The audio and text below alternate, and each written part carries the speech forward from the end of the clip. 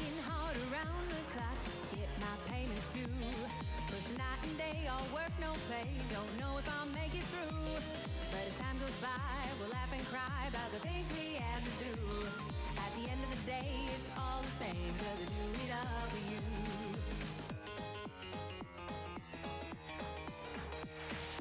I try not to get behind, keep it all in front of me. And I don't know if I'll make it big, but that's never been my dream. When the sun's down and the moon's up and the sky is dark and blue, I just keep on pushing all night long, 'cause it's what I gotta do. And I know that I can make it there, 'cause I do it all for you.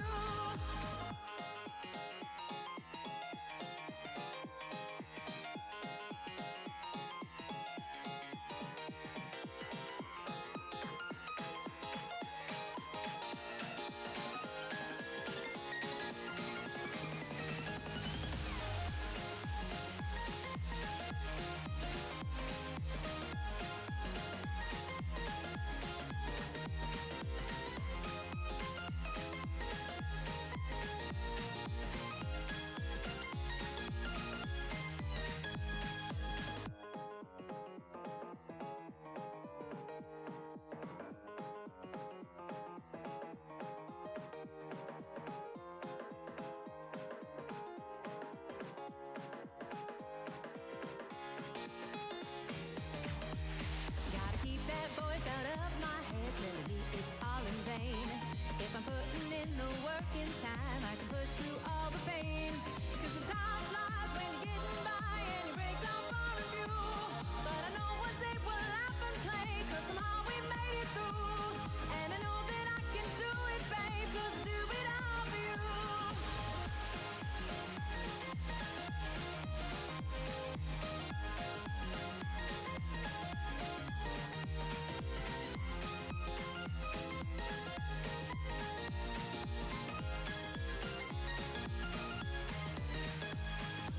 Tough times and tired eyes are the makings of a dream. In the end, it's all the same. In the end, it's all the same, 'cause I do it all for you. And I know we'll make it there, 'cause I do it all for you.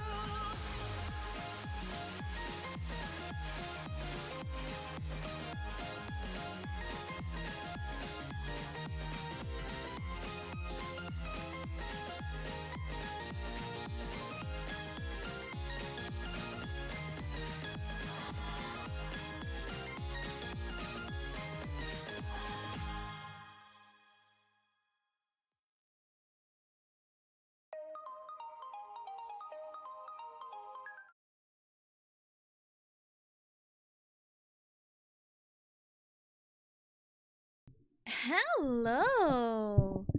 Hello. It is Thursday. It's Thursday. You may be thinking, "Hey Tessa, you said you were gonna play Mario Party 6 today." And I say to that, yes, that is what I said. But I did have to run an errand that took me out of town this morning, and I wasn't sure when I was gonna get back.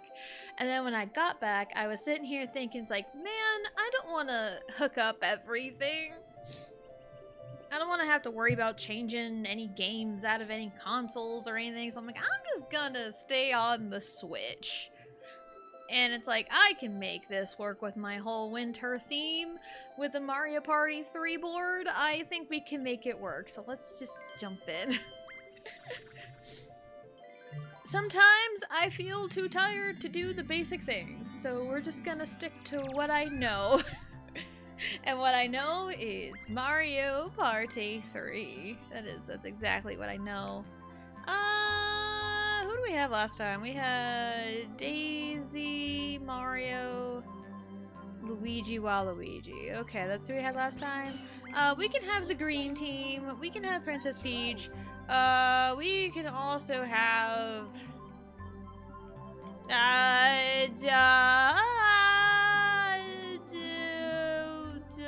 Wario.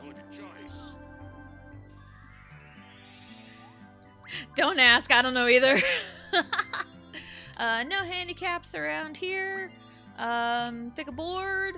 My brain was thinking, hey, if it's cold outside, what do you do to take, where do you go to take shelter? Give me a second.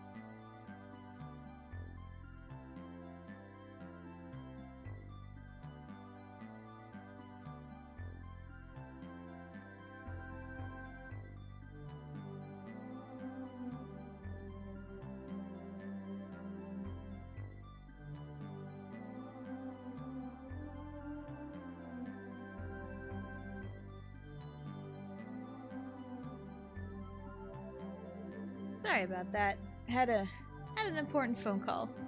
Also, hello, Sam. Hello. Welcome in. Hope you're having a good day. Mario 6, Mario 6 divided by 2 equals 3. Yes, absolutely, because that's how math works. Anyway, my line of thought was, winter, right? Where we go to take shelter is in like a cave or a cavern. It's where we go to stay warm, so that's kind of where we're going with this. All mini games, bonuses on. Yes, these settings are okay. All right. Hello, DA. Hello. Welcome in. Hope you're having a good day. All right. If I sound kind of low energy, I mean, I did have to go out of town and back. I didn't do a whole lot, but sometimes going out of town takes a lot out of you. Especially if you are a textbook introvert like I am.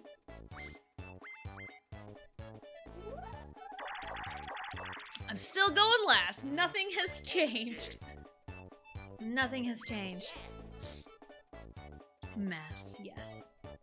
Because we talked about math on Tuesday, and now we're on track to talk about math again. I may need to blow my nose, so give me 1 second.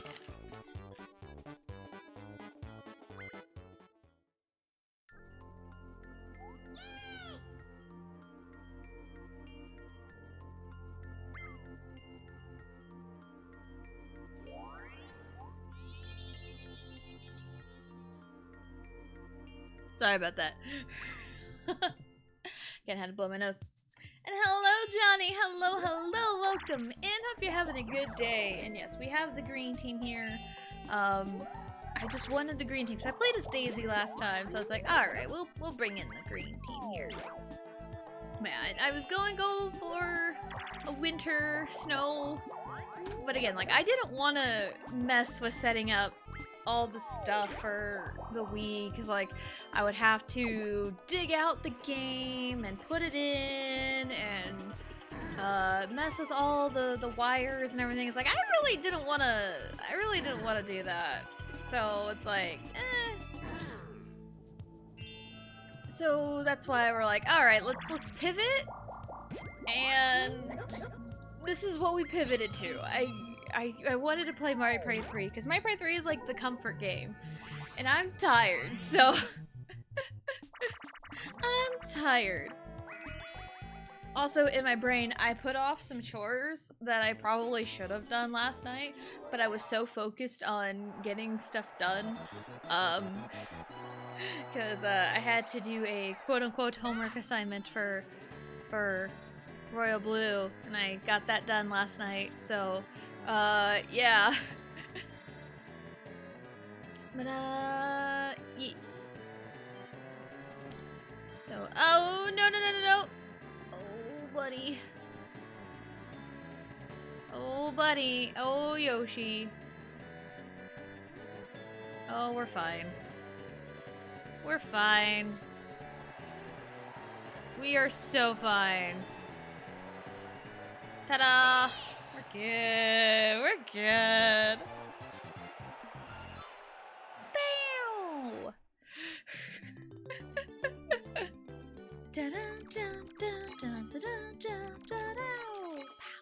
I know sometimes I know you may be thinking like Mario Party, a comfort game? What? Yes. Mario Party is a comfort game in a way where sometimes I can just play and shut off my brain for a little bit. So that's why we're here, shutting off my own brain. I used too much brain power to try and get myself to wake up this morning. It was awful. That's where all my brain power went. And I have a Dr. Pepper because I went out of town, and when I came back into town, I'm like, I have enough cash to get some lunch somewhere. So I'm like, I don't feel like cooking anything. So I just went to Sonic. So I have what is supposed to be a cherry vanilla cream Dr. Pepper. But here lately, it seems they always forget the cherry. And that's like the most important part.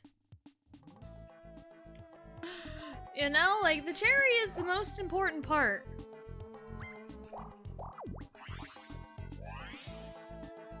Hold on.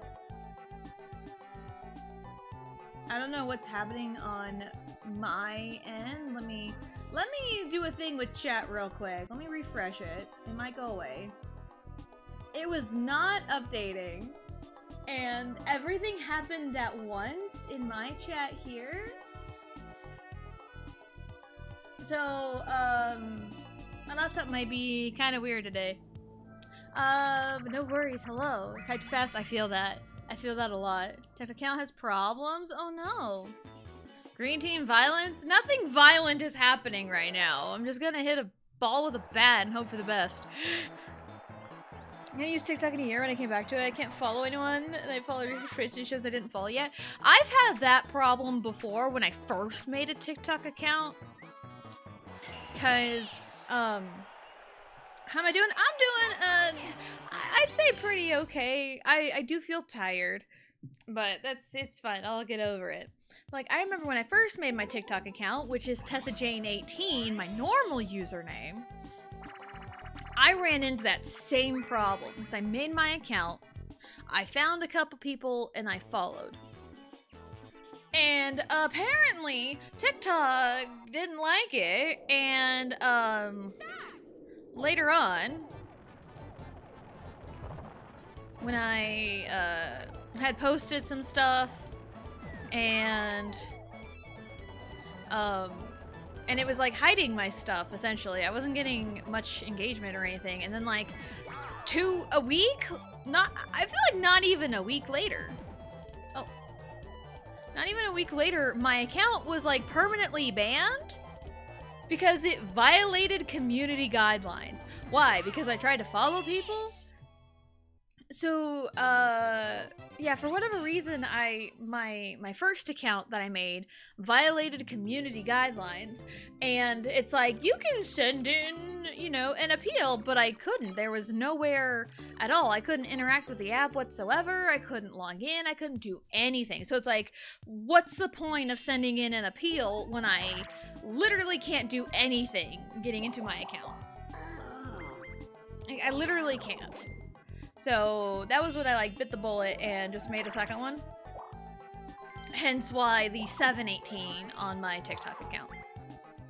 So my official TikTok is Tessa Jane 718 as opposed to the usual Tessa Jane 18. So there's a little lore and backstory with that today.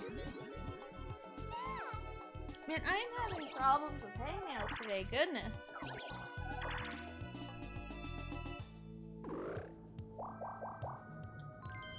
So yeah, I've had that issue with TikTok before. It's not fun.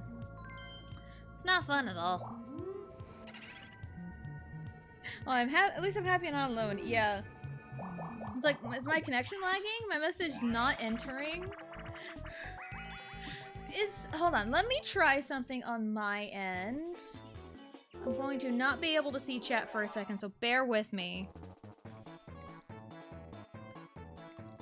I'm gonna see if this helps a little bit.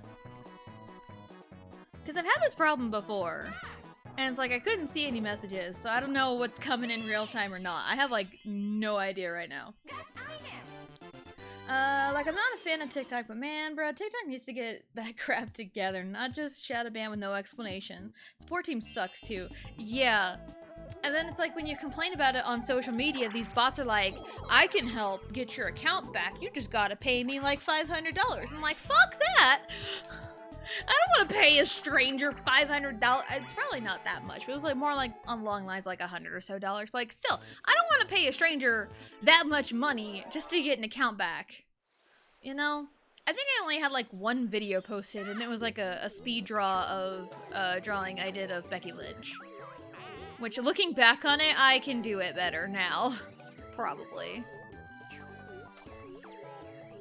So, yeah, there wasn't really much to that account to begin with. But, yeah, apparently, like, and I even, like, looked up some stuff, this is scam bots. Yeah, 100%. It's like, fuck that. No, I ain't doing that. I think those bots see like keywords and then, cause it's like all of the damn replies are like the exact same. Like, I can help you get your account back. Just, you know, by doing this, pay me $100. I'm like, no, I ain't paying $100. I ain't doing that.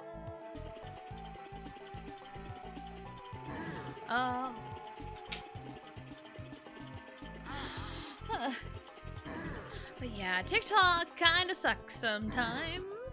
Because there was one TikTok that got flagged for violating community guidelines, and it was the one where I got quote-unquote outplayed by the Crystal King from Paper Mario 1, the Chapter 7 boss.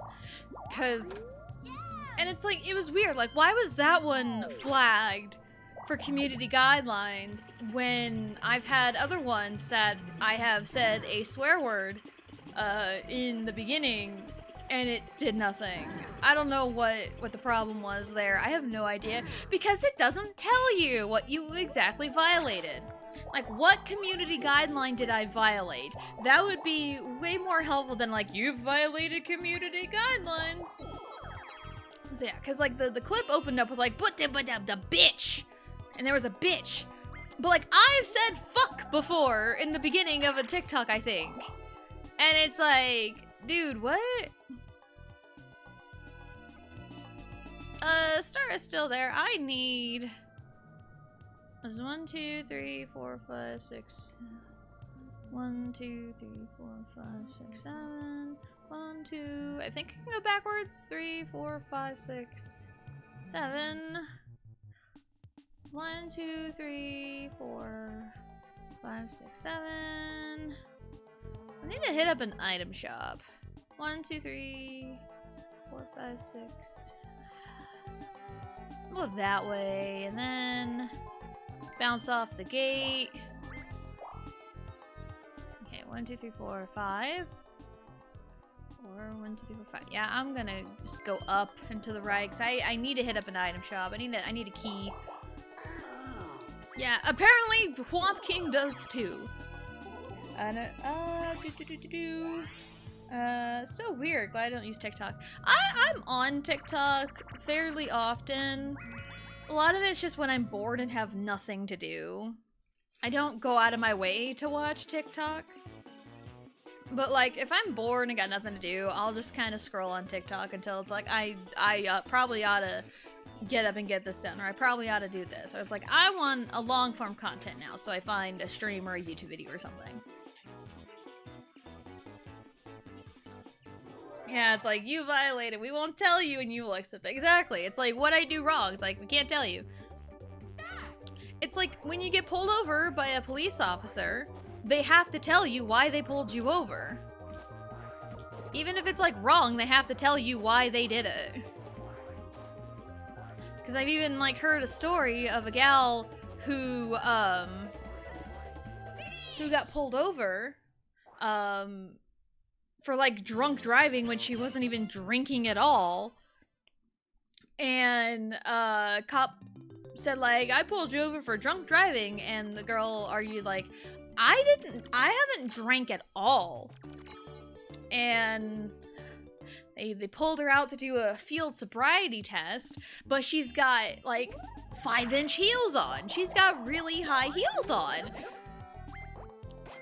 And the cop wouldn't let her take her shoes off because they're like, I don't know if there's glass on the road or not. And it's like, dude, what? So she failed that because 5-inch heels.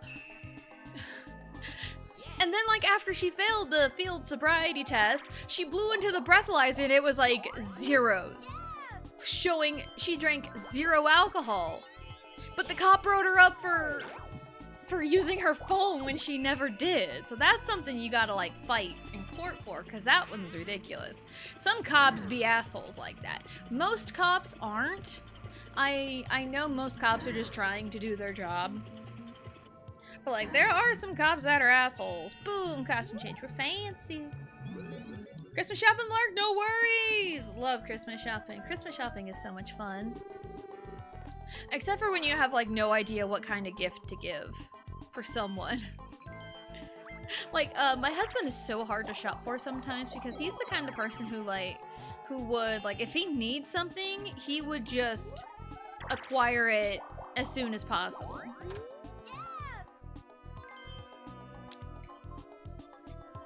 I could buy a lamp, but I'm not going to. I'm gonna buy a key.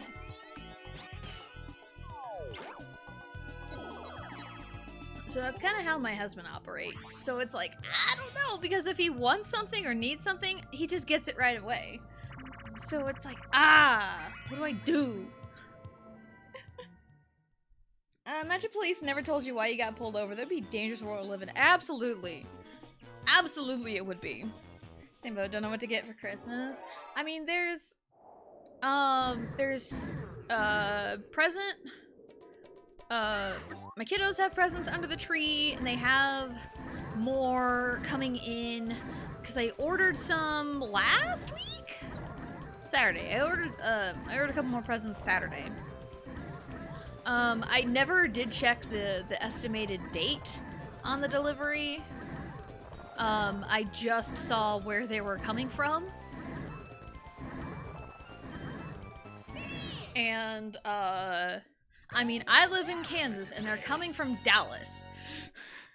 So you'd think it shouldn't be too terribly long for them to get here. I feel confident they get here before Christmas because the website I ordered these gifts off of, they're just a couple t-shirts. They said like order them now to get them by Christmas, and it's like, all right, cool. And that was Saturday. That was on the 7th. Like, I can count, guys. I know my dates, guys. So I got those coming, and then probably some point before Christmas, I know my husband gets paid tomorrow. Maybe that's when we're like, hey, Santa Claus, could you help get some stuff? Because, like, Christmas is on a Wednesday, and it's the Wednesday after, it's the Wednesday before my husband gets paid again. So it's like, maybe we need some help from Santa Claus. I say this because I don't know if Riley is awake or not, so we gotta mention Santa Claus. Alright. Down this way. So I want to go through the gate. So, you know, because, like, Santa Claus has to show up and put some gifts in everyone's stockings, am I right? So, yeah. So we gotta make sure Santa Claus gets some stuff for Allie and Riley. At the very least for the kiddos, you know? Where I'm at? Oh, Team Squishy. Let's go, Team Squishy.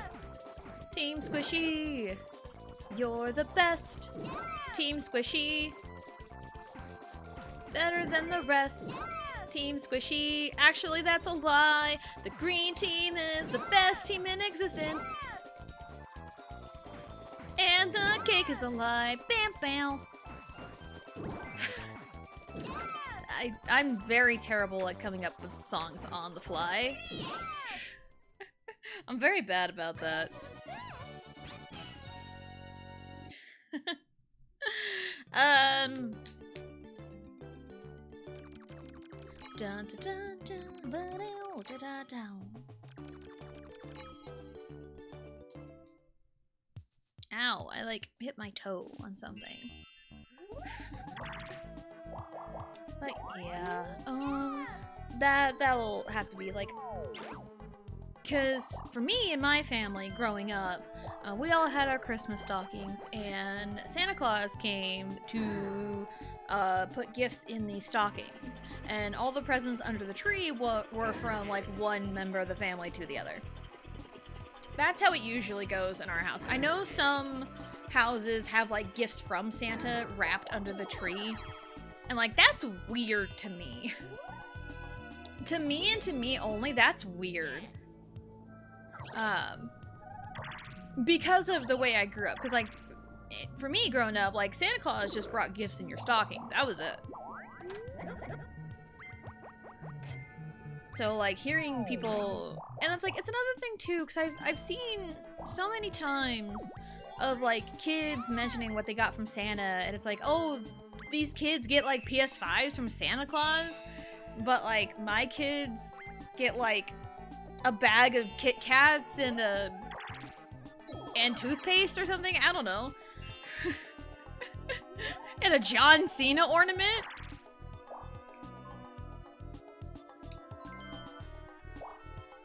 Yes, open it. So, like, you know, it's kind of hard to talk about like Santa Claus sometimes because Santa is different for everybody. So it's just one of them things with like different kids. Like I couldn't even fucking fathom Santa Claus giving, you know, us a PS5, even though we already have one. But like that's not a Santa gift in my mind. You know, a Santa gift is like a cute little plush or like an ornament to put on your tree or just like cute little knickknacks. You know, those are Santa gifts. And maybe one thing really, really special, like I mentioned, my N64 carts of Diddy Kong Racing, Mario Party 2, and Mario Party 3 were all in my Christmas stocking one year. So those are, you know, appropriate for a stocking in my eyes, because that was the way I grew up.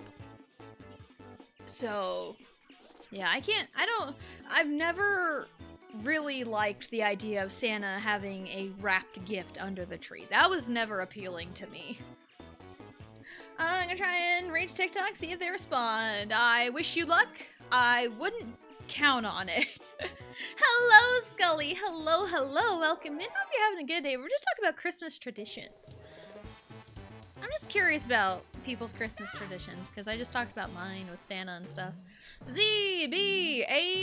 Z-B-A-B. Zabab. It's Zabab. Z-B-A-B-A. Z-B-A-B-A.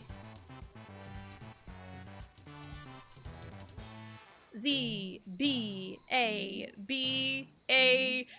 Alright, you know what? Let's establish a pattern here. Let's see if we can keep it going. Z-B-A-B-A-B-A. Alright. Luigi gets it. Luigi got the memo. Luigi read the group chat. Z-B-A-B-A-B-A. Ooh. You know what? That's the beginning and the end of the top line. I'll accept it. Z-B-A-B-A-B-A. Z-B.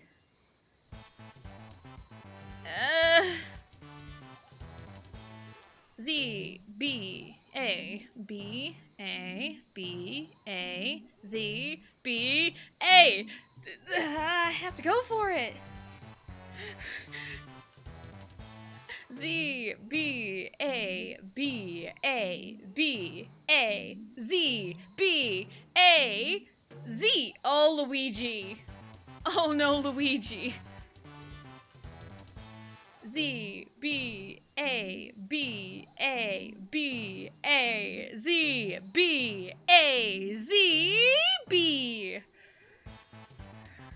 Alright, Wario, what are we doing?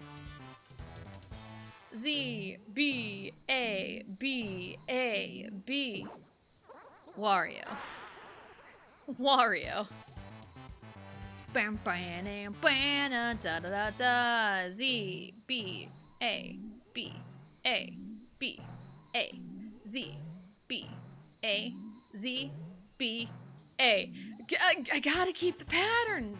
We're establishing some kind of a pattern here. Z-B-A-B-A-B-A. Oh, Luigi. Luigi, how could you? Dun dun dun dun dun da da da. Z-B-A-B-A-B-A. Z-B-A-Z-B-A.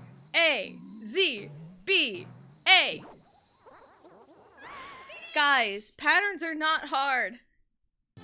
Patterns are not hard. Nintendo games are Santa gifts. Yes. Yes, they are. I can agree with that one. Like, I'd be okay with, like, a Switch game in somebody's stocking. You know, like, something like that. Like, but an entire console? No, not really. Because, like, alright, so, like, if Santa puts a Switch game in your console, and then you're like, I don't have a Switch. Santa knows. Santa knows what presents you got under the tree. Anyway. Family opens one present on Christmas Eve and it's always pajamas. You know, I felt that when I was younger. That was our tradition too. Like, we got to open one gift on Christmas Eve and then the rest on Christmas morning. But then that kind of got scrapped the older everyone got. So Santa paying my monthly taxes and rent is the best Santa gift. I couldn't agree more, honestly. Like, hey Santa, could you like pay my bills for a month? That would be fantastic. That would be so great. One time Santa bought me a bunch of Santa-themed home video movies, and I was like, Santa is smart in advertising himself. He really is. And that is our question of the day. How do you express your creativity? I draw, but lately it's been harder for me, so I kind of just doodle characters I like during school. I was there. I've been there. I doodle a lot, especially in my notes. It's A to dive, right? Yes.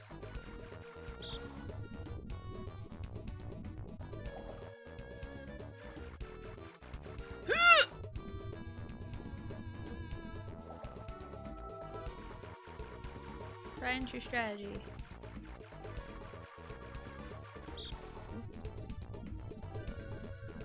No, no, no! Oh, I should have just kept going further to the right because I pulled up. Oh, well, that's fine. For my creativity, I mean, writing, listening to music, and just kind of write, doodle, draw. You know, that's usually how I go. I play things in my brain. Oh boy. I mean, I'm safe no matter what I do, unless I roll a 1.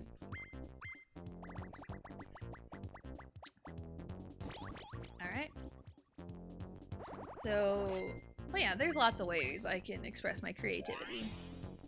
Because I have lots of stories stored up in my brain.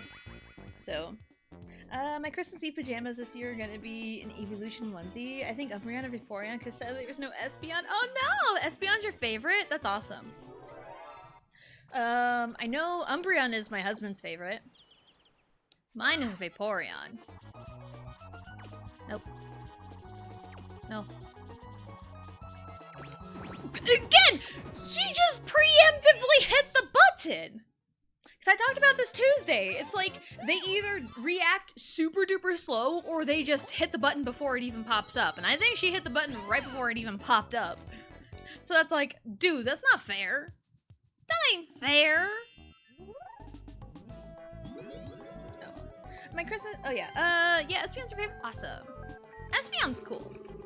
I don't think, the only time I really used an Espeon was when I played Pokemon Colosseum. Last year? Was Colosseum last year? I know XD, I think Colosseum was like first half of last year, and then XD was kind of the third quarter last year.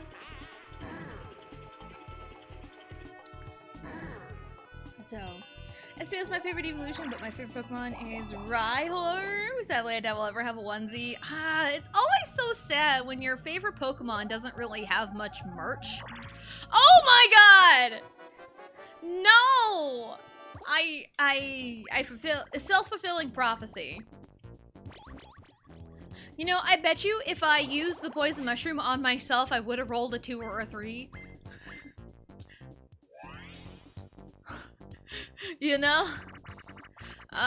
Okay. I did very poorly at this the last time this minigame popped up. My favorite Pokemon of all time is Squirtle, which there is decent merch of. There is decent merch of Squirtle. But my second favorite is Ice Cube, which I haven't seen hardly anything. Losers! Alright, where RNG, help me. Ta-da! Redemption! Redemption arc. I think I'd have an adorable stuffed animal, but I don't know if that'll ever be made. I feel like I would probably see a plushie of Rhyhorn first, before like a onesie of it. But then, yeah, Wario just got fucking money for a star, and my diversion to get a key has failed me. Because Wario got second place, and he should have lost. Ugh. So rude. So rude. My stuffed animal's so cute. Oh, awesome! Yeah, like, I feel like at the very least, certain Pokemon will definitely have plushie variants for them. That'll probably be like the first piece of merch some of these will have. How did that not hit? Let me drop the mic. Dun dun dun dun dun dun dun dun dun dun dun dun dun dun. Let me drop the mic. If Wario had less than 20, I 100% would have... Say no! All because I rolled a stupid 1. I didn't get the star, all because I didn't roll... All because I rolled a 1. Incredible.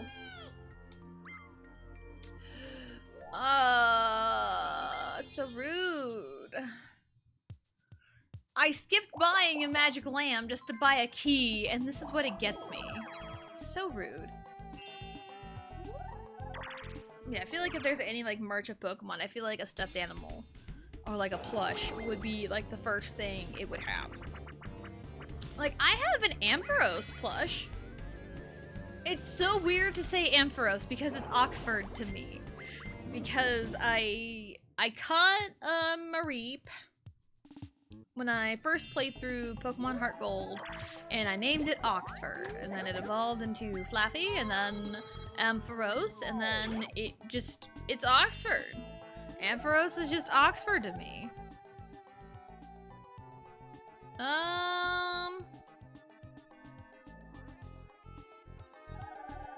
You know what? Just to get this used. And I'm petty. I'm a petty bitch.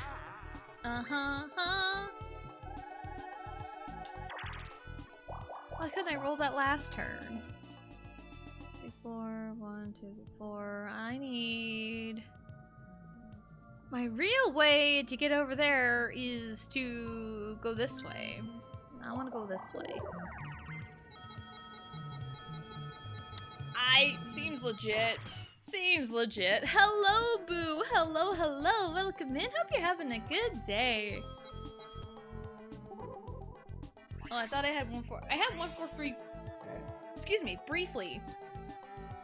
1, 4, 3, I love you. Anyway. Gotta make that Stray Kids tag relevant. It was like one of my top tags for 2024. I'm so bad at this minigame. This one sucks. This is labeled as easy, and it's never easy. Because the aiming is so atrocious. Supercalifragilisticexpialidocious. Like, look how many they have, and then look how many me and Wario have. Like, I can't aim this thing to save my fucking life. Like, look at that! They just fucking blew us out of the water! It happens every single time! I can never aim this one. And that's an easy minigame? Nah, no it's not. It's not easy. It ain't easy being green. It ain't.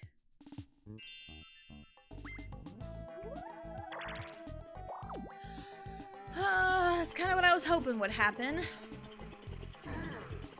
Because he goes that way.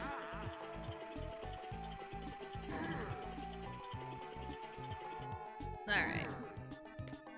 My thumb hurts a little bit. I know I mentioned Monday, I think, how my thumb hurt. Because I caught Riley running full speed and she like pulled my thumb back as she was running full speed. But earlier today, I was lifting Riley to put her in her car seat. And it hurt my thumb pretty bad.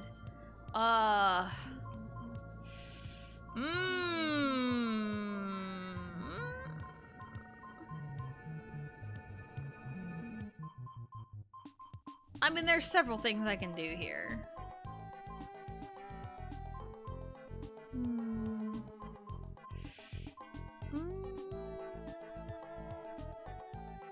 I will go with the tried and true reverse mushroom. I was kind of hoping for Toad, but he didn't show up. Kind of rude, if you ask me. As I was lifting Riley up, because when you lift a child, your hands go like under their armpits. And then when I did that and I lifted her, I tilted, you know, back to get her butt into the seat. Because I lift her up to put her in a pickup, which is a lot higher than I am. So I lift her up and I kind of have to shift her around to put her butt in the car seat. And doing that kind of shifted her weight to lean on my thumb, and it like hurt again. Which is not very fun. I mean, I don't think... My thumb isn't broken by any means. If it was broken, I would have known and done something about it by now. Whoops! It caught me right between the legs. Buddy.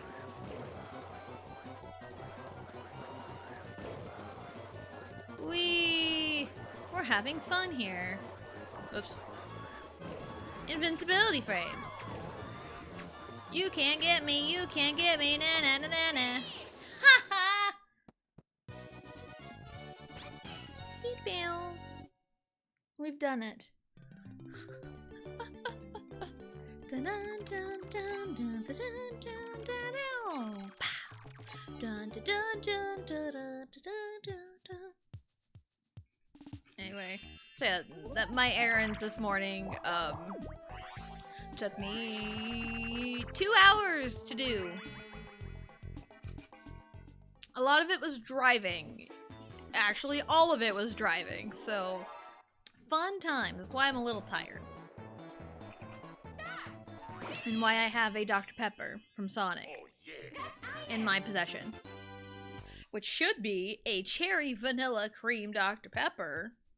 But here lately, they seem to forget the cherry part. Because I taste no cherry. None cherry in my drink, which is so sad. And so unfortunate. It makes me very, very, very sad that they forget the cherry, because that's like the best part.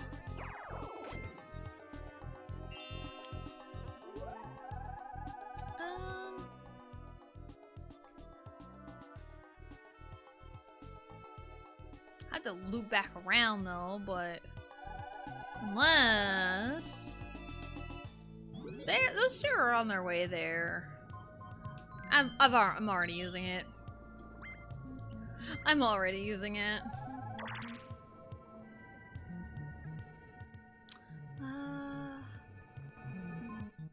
Hey, buddy. Yeah, sure.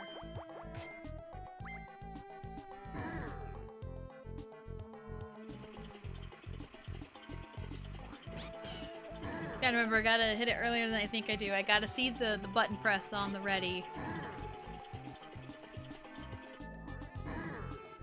Hey, yo.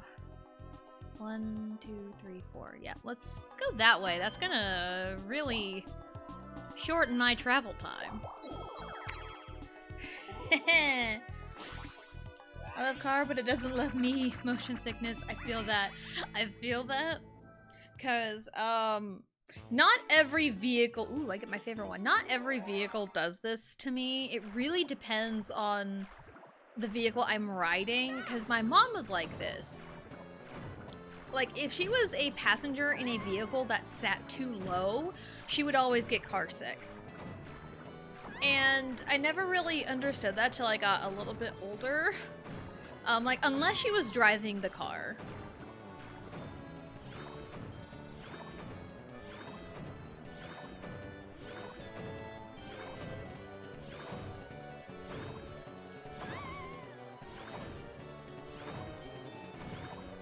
Sorry for the silence. Sorry for the silence. I was just like in the zone. I love that one. A lot of people hate that one, but I love it. But yeah, unless she was driving, if she was in a car that's set very low to the ground, she would get car sick. And I feel that sometimes. Like in the passenger seat, if I'm like really, really low to the ground, it's like, ugh, kind of bleh. And then, if it's like kind of higher to the ground, it felt fine. Because like that's at a decent height and not like low to the ground. Like, my Traverse that I had. We sold my Traverse to my sister-in-law. Because my sister-in-law desperately needed a vehicle. And, with how things are set up here, between me and my husband right now, with this job and everything, we only really need one vehicle. It's kind of a pain in the butt sometimes to, have to, like, essentially take him to work and get the pickup back so I can have the vehicle while he's out and about, working and may not be home. It most generally works out for us. So it's like, we only really need one vehicle right now. So, but like, my Traverse was perfectly fine in the height. Even the pickup that we have is pretty good on height. It's not, like, lifted. It is not a lifted truck by any means. So, it's not an asshole pickup that I've seen, you know, a lot of people have with, like, those ridiculously lifted pickups. So, like, it's not a lifted pickup, because, like, I can climb in it perfectly fine. Oh, I get to... Oh, wait, no. That way. Oh, shit! I should have thought about that. I should have thought about that. I'm like, wait a minute, I can go that way. Nope, I don't land on Bowser, though. I will take that. I will take not landing on Bowser. But now we have a problem. But now we have an issue. The Game Awards, it is tonight. The Game Awards is tonight. My expectations are on the ground. They are on the ground, honestly. Because, like, nothing's really captured my interest. And a DLC side story is nominated for Game of the Year with what, Elden Ring? Whatever it's called.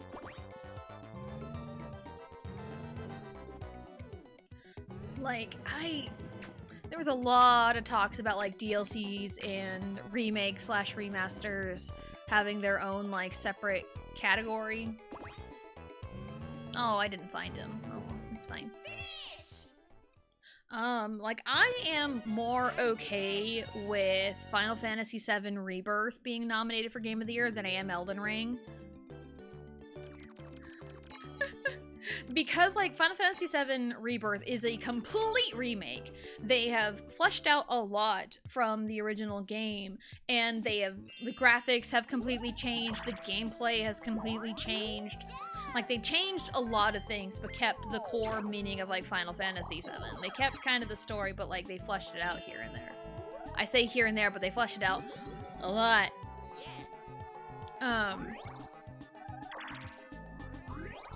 So I'm more okay with Final Fantasy VII being a nominee for Game of the Year, because it's essentially just a brand new game, kind of. So that's kind of my thinking on that. And I don't know much about Elden Ring. I've heard it's hard as fuck. Like, the base game Elden Ring is hard as fuck. I didn't even know. Here's how much out of the loop I am with a lot of games here. I didn't even know there was a DLC to it until the Game Awards and the nominees came out. I didn't even know there was a DLC for it. I had no clue. Like, zero, none, zilch, no idea it even existed until the Game Awards. And it's nominated for Game of the Year? Like, what? Like, that makes zero sense.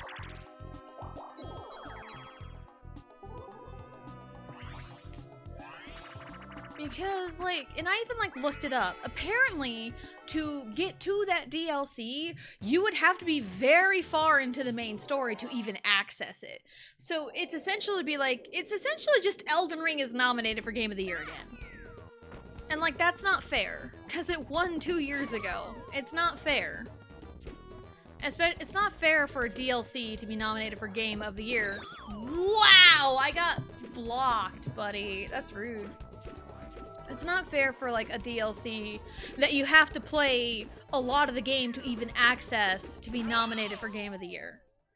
I don't think it's fair. And also, here's how much out of the loop I am with a lot of things. Because I focus more on, like, Nintendo, and maybe a sprinkle here or two of PlayStation. I mainly focus on Nintendo. Like, 95% of the games I play on stream are Nintendo games. Old, new, what have you, but, like, majority of the games I play on stream are Nintendo games. So that's really all I pay attention to. And there's hardly any Nintendo, period, in any Game Awards. Like, Breath of the Wild won Game of the Year in, what, 2017? And then Tears of the Kingdom was nominated last year? Was it last year? Yes, it was last year, I think. But like there's some games I never even heard of. And like some games I see kind of float around here and there on like social media and I see other people talk about them. But like there's games I just plain flat out have never even heard of before the Game Awards. Last year, what game won Game of the Year last year? What was Game of the Year last year? I'm blanking so hard. I'm blanking so hard. Was it what I think it is? I say what I think it is very lightly. Okay, Game Awards 2023. So I can look at like the list of stuff of the winners. Baldur's Gate 3 won Game of the Year last year, which that's a game I had seen other people play. And that is one I've heard of. Perfectly fine. But there was one nominee for Game of the Year that apparently a lot of people absolutely love, and I had never heard of it, and it's Alan Wake 2. I didn't even know that was a freaking series. I didn't even know there was an Alan Wake 1. I don't even know anything about it. All I just saw, like, apparently Alan Wake 2 was good to be nominated for Game of the Year. So, because I'd never even heard of it. Point blank period at all. Last year. And I saw it talked about so much. Luigi, what are we doing here? Thank you. You sandbagging again, Luigi? Luigi! Luigi! We had a chance if you would just grab those 2 cherries! Luigi's a terrible partner for this game.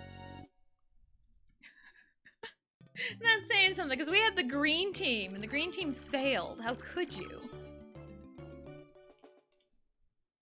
So yeah, like there's games like I never even heard of. Like I at least heard of Black Myth Wukong because I was watching Royal Blue play it.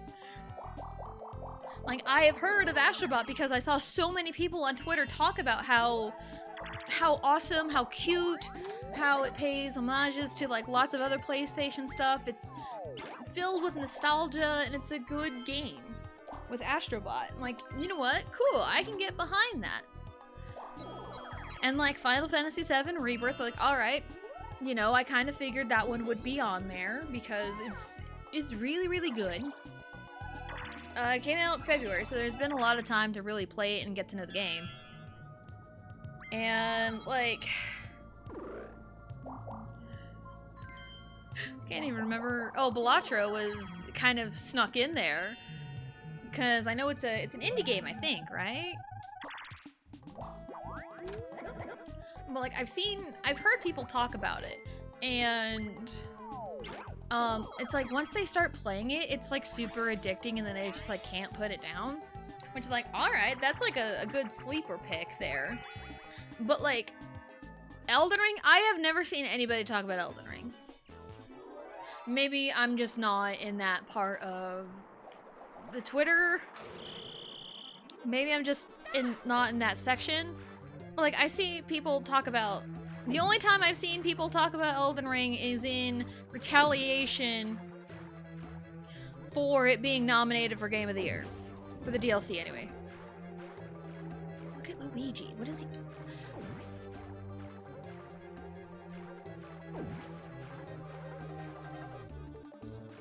How did Luigi get so far ahead?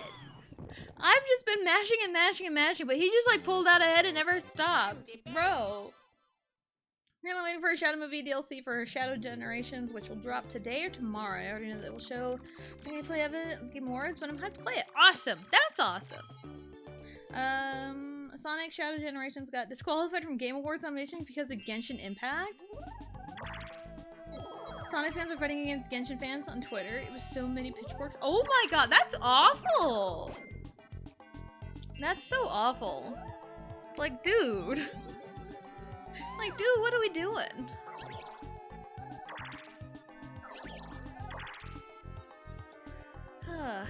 But yeah, and also, when I found out about, like, the nominees for Game Awards,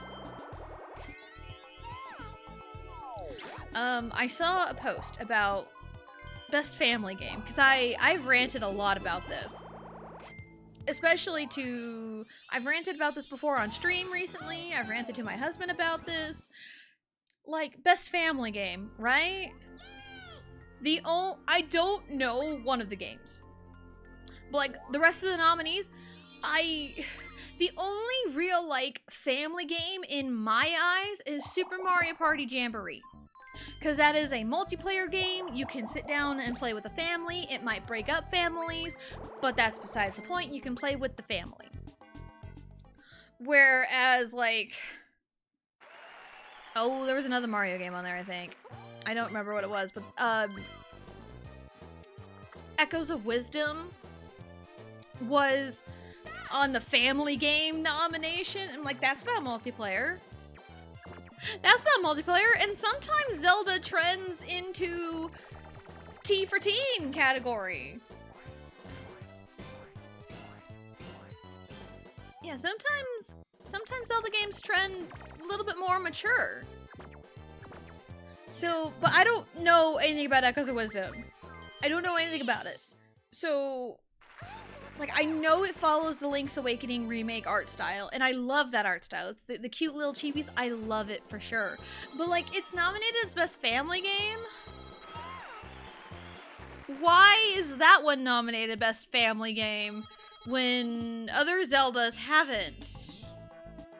Other Zeldas that were rated E for everyone, why were those not nominated? Because I've looked back at some other nominees and, like, it's like, why? Because it's a cutesy Nintendo game? Is that why? And also, the category itself does not specify what makes the family game category the family game category. Like, is it family because it's family friendly? Is it family as in to, like, sit down and play with the family? Because, like, there's some criteria where it makes sense for some games, but not for others.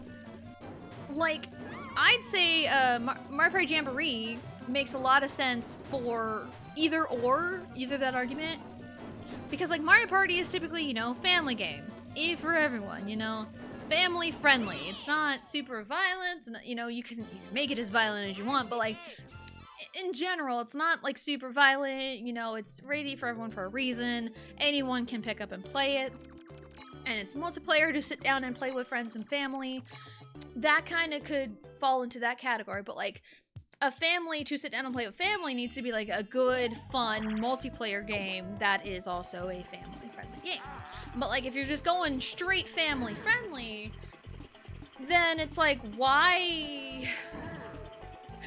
certain games? Because some games are family-friendly, yes, but it's like, what makes a family game a family game? It doesn't specify, because there's some games that make sense and some games that don't make sense. Like, I'm pretty sure Astrobot is a single-player game. That's nominated for family game. Why? Because it has a cutesy art style? Every single game that's nominated for family game has a cutesy art style this year. As far as I'm aware, last time I even looked at the nominees. Which is honestly ridiculous. And I saw somebody say on Twitter that it really just feels like they shoved the Nintendo games in the family category just to appease the Nintendo fans. And, like, if you're going to do it that way, no, you're not going to appease anybody by just shoving games in a category and calling it good. It has to make sense for you to call it good. It really has to make sense. There was a magic lamp in there, but he chose not to go for it. Worst things happened 2 years ago as well when Sonic Frontiers was going to be on the awards, but it didn't because Genshin was more popular. Yeah, I've heard kind of shit things about Genshin here recently, in recent times. Majora's Mask is rated E on N64, and if you ask me, yes, it's rated E for everyone, but it's very dark.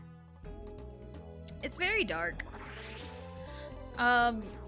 Like, it can definitely be helped in, like, teaching life lessons in a way, because there's lots of side stories and the side quests really make you think. I know, a video game making you think. How blasphemous. But It follows the same art style as Ocarina of Time. Would it be considered a quote-unquote cutesy art style? Would they put that in a family game? I wouldn't put it in a family game nomination. I wouldn't. Just based off of the game and its nature. I do know Twilight Princess. Twilight Princess was rated T for teen. It was the first one of the series to be rated T for teen. And it's fucking dark. As much as I don't want to, I have to stop her. Rated T, Mario Party. Oh my goodness. Rated F for family. Oh, my favorite rating. It's a mistake by Nintendo in the 90s. 90s had a dark charm back then. So people accepted it as E. Yeah, times have definitely changed. So, and like, I can still agree with like the E for everyone.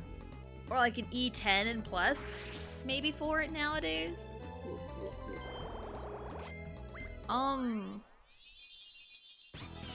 But like, I feel like by today's standards, it's like, oh, Link is short and cute, right? He becomes a little Deku Scrub who's short and cute, right? We'll put that in the family game. I feel like that would possibly happen, and Majora's Mask is far from a family game. In terms of like family friendly because of how dark it can get. Like, again, it would be something to play with family in terms of having the parents teach the child about some of the lessons and what's going on in the world, but also that's for a kid to discover on their own. Oh. Oh! 1, 2, 3, 4, 5. Where'd the star go? Okay, I see.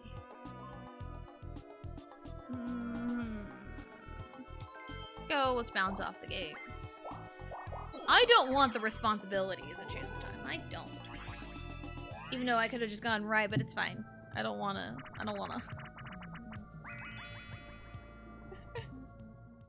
E18 plus, yes. Rated E for everyone that's above 18. Wait, what? What do you mean there's already a rating for that? Yes, there's already a rating for it. It's called M for mature.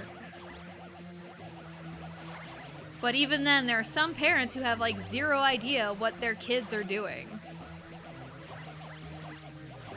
Because there's a lot of times like, oh, this person seems kid-friendly, and they do zero research. It's like, oh, this artist seems kid-friendly. Oh, this game seems cute. Like, I'm sure with Twilight Princess, is like, oh, they've got like a little doggy on the cover. It'll be fun and cute, right? And then they play the game, it's like, traumatized. Not really traumatized, but Twilight Princess is very dark. What? That is, oh my goodness. The things Automod flags is crazy. Cherry flavored Pepsi, no worries. Cherry Pepsi. Fun fact, my husband, when I met him, he drank cherry Pepsi literally all of the time.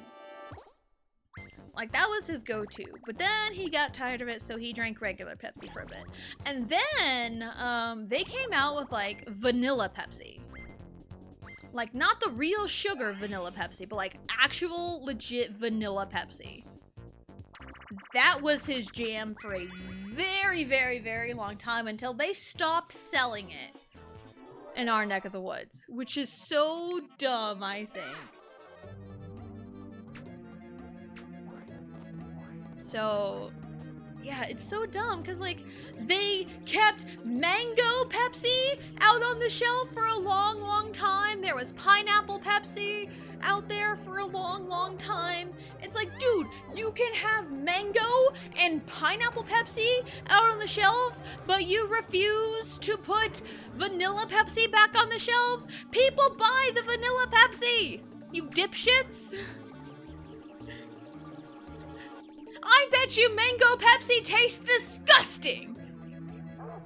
I'm willing to put $1 on it, because that's all I can afford. Oh, it's me. Yep. Luck of the draw. So yeah, it's just so ridiculous. Because a lot of the time between like me and my husband, we find something we really, really like, and then like a month later, we can never find it again. Like there was this like chipotle salt that we had found. Like a chipotle flavored salt. And it was really, really good. It really added something to whatever we were cooking. It was really, really good. We bought it one time, and we could never find it again. Because we got it in like this grocery store, Walmart place. It's essentially Walmart, but it's strictly the grocery store. We found it there. And then we could never find it again literally anywhere. We can never find it anywhere. It's kind of ridiculous. And then there was this DiGiorno like frozen pizza that had like peppers, and it was like spicy. It was really, really good. And then like a few months later, they stopped putting it on the shelf. We couldn't find it anywhere. And it's crazy. It's crazy how like anytime we like something, it goes away in like 3 months. It's so crazy. I tried Oreo flavor cola and it had a unique aftertaste to it. I don't know how I would feel about Oreo flavored pop. I don't know how I would feel about it. It's bizarre, people didn't like it, but I thought it was okay. Not great, but not bad either. It's like, it's one of those things where like, I'm sure people would just get once to try for the novelty. That's what a lot of those things are, I'm sure, because like people are curious. They're gonna buy something out of curiosity, and they're gonna try it out of curiosity. So many people. It doesn't matter if people buy it like 5 at a time. If people don't buy it 5 at a time. If you get like 100 people to buy one, that's still 100 sales.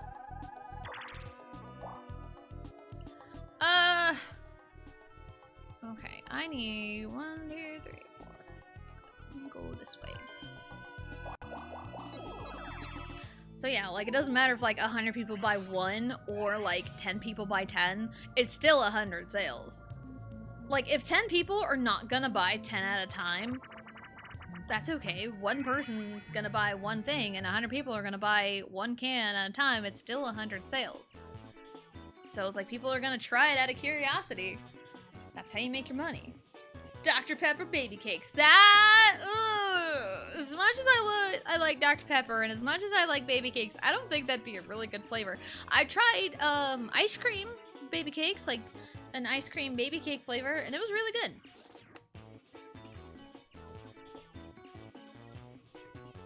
So they would, yeah. Like that's what these people do, you know? You get one just to try out of curiosity, just for the novelty of it. And it's good. I know they had this Pepsi Nitro, which I think they're discontinuing, which makes me kind of sad. We got it a few times, this Pepsi Nitro.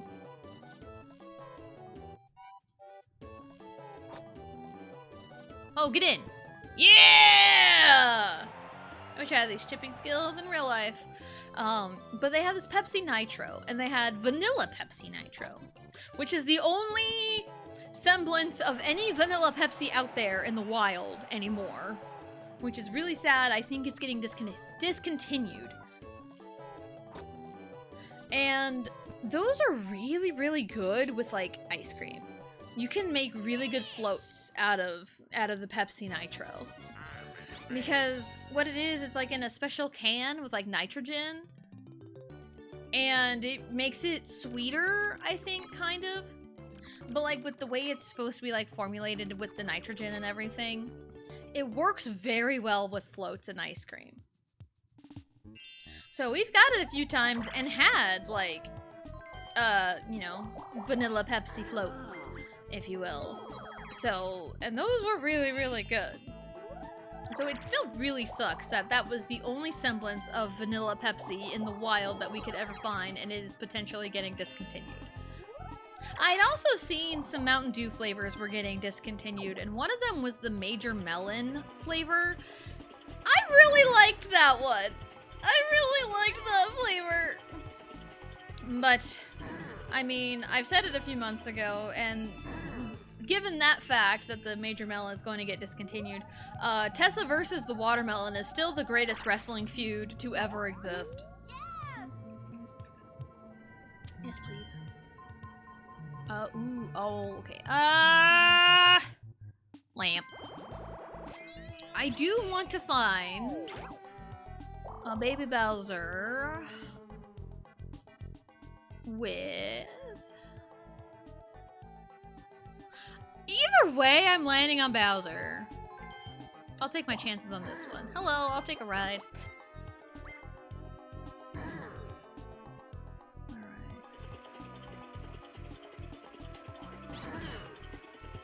Bing bang. I need Tessa versus the Watermelon on DVD. Straight to DVD. Straight to DVD release. From theaters to DVD. Oh my goodness. I still remember that. When did that happen? When I was playing Sunshine, I think. And it was the Watermelon Shine. The Watermelon Festival. And I managed to get the watermelon on the trampoline. And it's like, I can't stand still to pop it and it wouldn't move. It was so funny. And it was kind of double funny considering things happened in my life that made it double funny.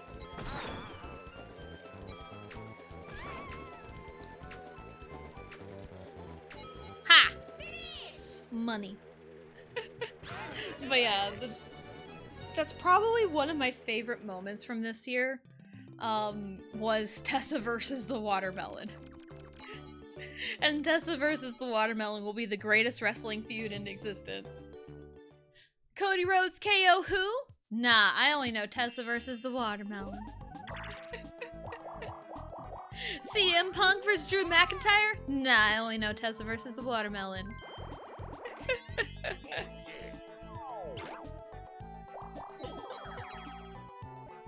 I mean, that's how funny I think it is. It's great.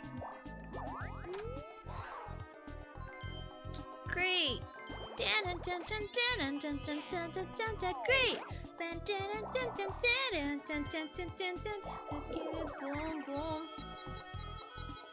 Anyway. So remember that clip of Jara's voice? Oh, dub over it? Oh my god, yes, that'd be so funny. And Mario coming in with a steel chair! I was really afraid I was gonna roll a 1 and lose my start of Wario yet again. Yay!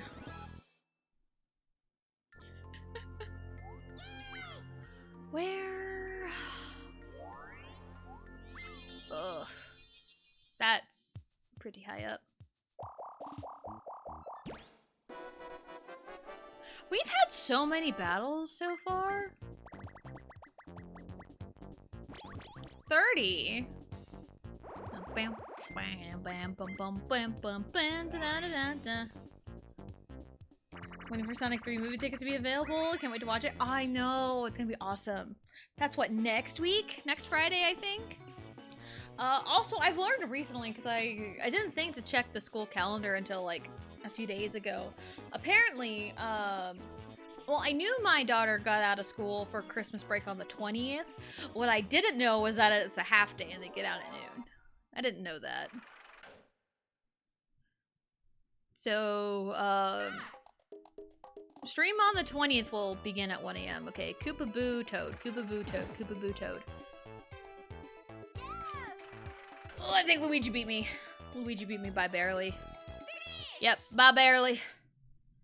500ths of a second, because I saw like a bam bam.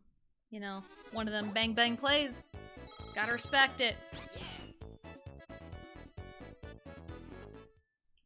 I mean, most generally, if the pot is even, if you get second place, it's essentially a refund. You just make a little bit more. That's really it.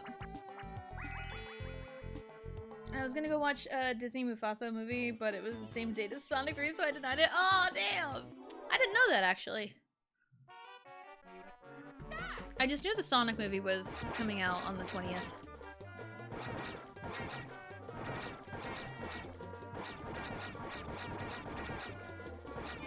Oh, dang it, I missed it.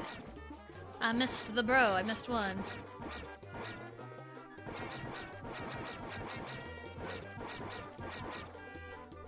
Sometimes they just pop out too fast and it's like damn near impossible to whack them.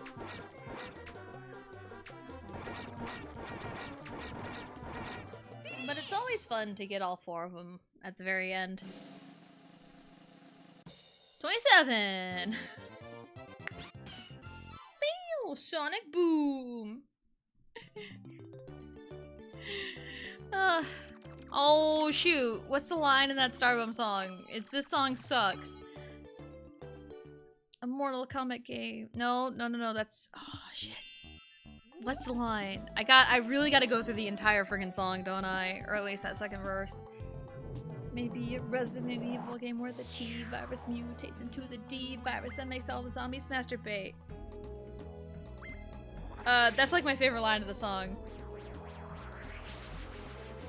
Oh, Bomberman goes through the TSA and you can guess the rest, or how about if Kirby eats his foes and actually digests? Grand Theft Auto butter in a never-ending traffic jam. Sonic Boom, where's the joke? That is a joke. Oh, damn! I like Starbomb, okay? I did listen to their latest album, which... Crazy that there is a 4th one, because when the 3rd one came out, they're like, this is it, this is the last one, we're done! Or, like, even, like, this song sucks. This last song, even in the intro, it's like, this is the last song of what might be the last Starbomb album, so we gotta bring it. So... yeah, I did listen to the new Starbomb album. There's, like, 10 songs that I really liked and enjoyed. Mario a la carte was really, really funny to me. I love that they brought back the simple plot, because the 3rd simple plot was like, nope, the host was like, nope, I'm done, fuck you, the show's canceled, let's go. And then they're like, hey, we got a pitch to bring simple plot back. And the host is like, no, I'm never doing that again. It's like, we'll pay you $5 million. Hello, and welcome to another episode of Talking Video Games. I am rich now. You know, it was just really funny. Sister wants me to watch the Wicked movie. Need to find a date for that. I have heard some stuff about some of the actors from Wicked. I'm not much for Wicked. I don't know much about it. I know it deals with, like, you know, Wizard of Oz and, like, the Gwen's the Good Witch and then the Wicked Witch, yada yada yada. I don't know much about it. So, I know a lot of people love Wicked in general. So... I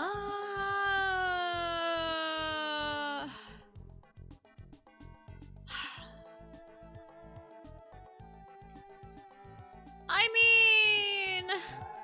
Yeah, I'm gonna do it. I'm gonna do it. Hello, Del Tora. Hello, hello. Welcome in. Hope you're having a good day. I don't even know what movies are even out. I just know Sonic 3 is next week. And, we probably won't be able to see that till, like, the next weekend, maybe, if we wanted to go out and see it in theaters. I know me, my husband, and our oldest daughter went to see the Mario movie when that came out. And then we waited for Riley to watch it until we got, like, the Blu-ray for it. Which, Riley just points everything out and talks all the time, and I really didn't want to bring her to that theater just to have her be like, Mario, Luigi, oh, it's baby Luigi, it's Bowser, you know, just pointing out literally everything. Because that's what Riley does. It's Wicked AF, JK, haven't seen it. I mean, I haven't heard whether it's good or not. But, like, a lot of people tend to forget some things. Because, like, when drama happens, people don't realize. I think it was on the set of Wicked that there was, like, allegation. I say allegations, but, like, there's some stuff with, like, cheating on a spouse, being a homewrecker from Ariana Grande. I didn't really like Ariana Grande much before, and that really kind of cemented it for me. It's like, really? You really think that much of yourself that you can steal anybody's man? Really? But I digress on that one.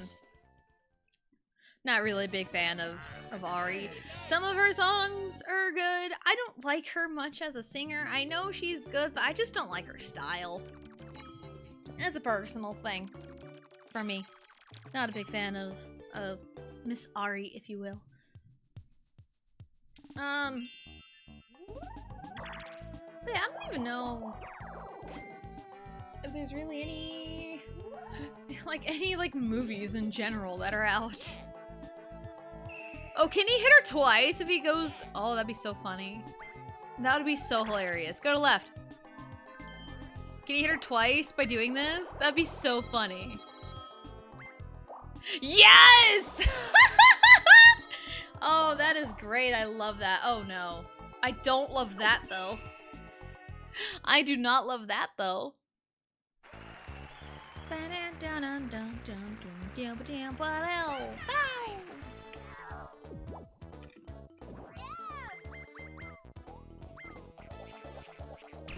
Okay. The breath of relief. Relief? The sigh of relief I let out, seeing Wario giving. But as a star, you know, Luigi, we love that for you. We love that for you. You're doing amazing, sweetie. Not speaking of music, but as a person, I prefer Jeanette McCurdy over Ariana Grande. Jeanette was more genuine and open about the issues she dealt with about her career working at Nickelodeon. I agree. Part of me does kind of want to pick up her memoir and read it. But I do know there's a lot of sensitive topics in it as well. So it's like, I don't know, man. It's like one of those where it's like, I'm so curious to read it and to get into her mind, but also I know there's sensitive topics. It would just be like a really interesting read for me. But I mean, I know everyone's got like their own opinions and stuff, and everyone's like, oh my god, Ariana Grande's acting now? But like, she started off as an actress. I think people forget that she is an actress turned singer. It's just her music career just took off for whatever reason.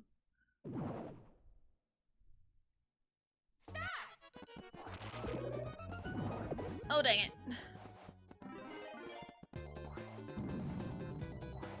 Ha ha ha. Oh, she was gunning for me. Did you see that? Well, guess what, Princess Peach? I can go for you too. Oh, I barely missed him. Oh well, I can get him. Oh, dang it. Yay! No, where's Cat Valentine? Yep. I didn't watch a whole lot of Victorious. I watched it here and there. I didn't watch any of like the later seasons. Like the later part of the series. I watched more iCarly than I did Victorious. I loved the idea of Victorious and like the setting and like the performance school thing. I really liked that idea. Because I kind of half-assed took that in, because there's a fan fiction that I wrote when I was, I think a junior or senior in high school. And I read it on stream. It's called Picture Imperfection. And it's one of my favorites that I wrote when I was a teenager. And it is like going into like a performance school. Essentially like, you know, mock idol groups and singing and dancing and rapping classes, you know, again, like mock idol groups, and the goal is to like get them ready to, you know, go off to a company and train to become an idol. That's like the goal of it. And like hone your skills like singing, dancing, or whatever. So that was kind of like the setting of Picture Imperfection. I also really loved the name of the title of the story. I really loved it. Because it's just so good, because, you know, it's just play off of Picture Perfect. Picture Imperfection. I love it. Because it's like nothing is perfect, but like, you know, sometimes you just gotta love the imperfections. And the imperfections is what makes something perfect. I guess. I don't know. I'm trying to be...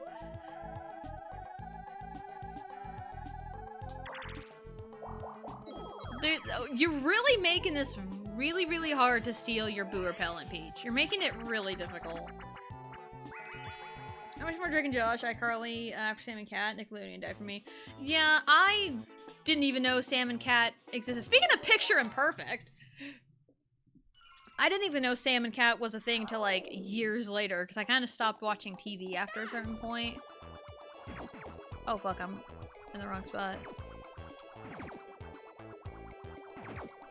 Oh crap. Oh my god! I am hitting the button like stupid early. Wario got it perfect. Oh my goodness. I could've. If I had just hit the button a second later on the nose and the mouth, I also would have gotten perfect. I'm so sad. But yeah, I watched Drake and Josh, iCarly, Victorious, Zoe 101. I watched those. But like after, like kind of getting into high school, and then once I got kind of into high school, and I was watching more YouTube by that point. By like middle school, high school, I was watching more YouTube. So, yeah. So I watched a mix of like Disney Channel, Nickelodeon, and Cartoon Network. I watched like a mix of those three. And, I'd always kind of like flip back and forth between them, but like, yeah, starting from like, I say 8th grade or so, I kind of just started watching YouTube videos more.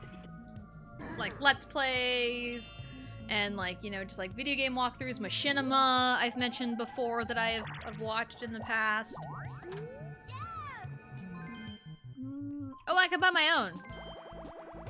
Love that. Love that for me. Where star? Over there. I mean, I'm gonna be off the path. Actually, hold on. See the map. I have one move left. Yes. I will take a ride. I will take a ride. Good. It's kind of a mess show. Not terrible, just felt like a show that started to run out of ideas, so no season 2. And died really quickly. After that show, that's where Aaron took her music career seriously. Yeah, because I think around that time, she started really, like, quote-unquote, popping off with her music. So... Ugh. My legs hurt, man. I think we're just gonna do the hold down and hope for the best. Because again, sometimes it works, sometimes it doesn't. Sometimes I need divine intervention, sometimes I don't.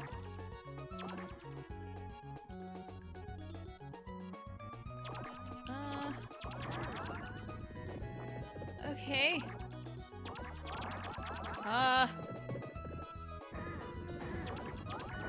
Okay. I don't know what's happening. Oh my god, Luigi's popping off. Holy shit!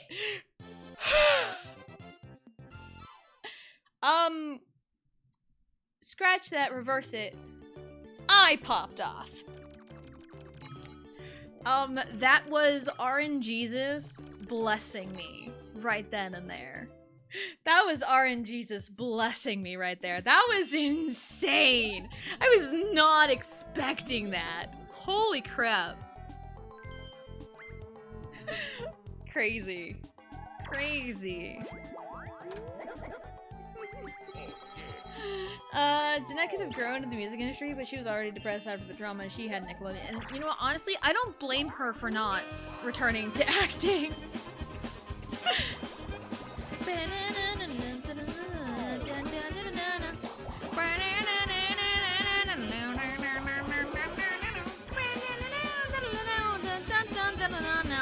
Luigi!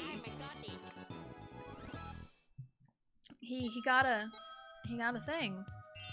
He got a star. There was a retro streamer I visited that worked on Sam and Cat somehow, some way. Writing, I think. Man, the people you meet on Twitch, it's crazy!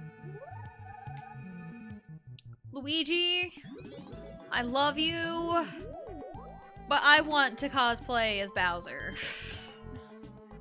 I bought my own boo repellent, so I'm not focused on stealing from Peach. page anymore. Hello! I would like to buy a star, please. Thank you. That's crazy. I know, I found out on one stream,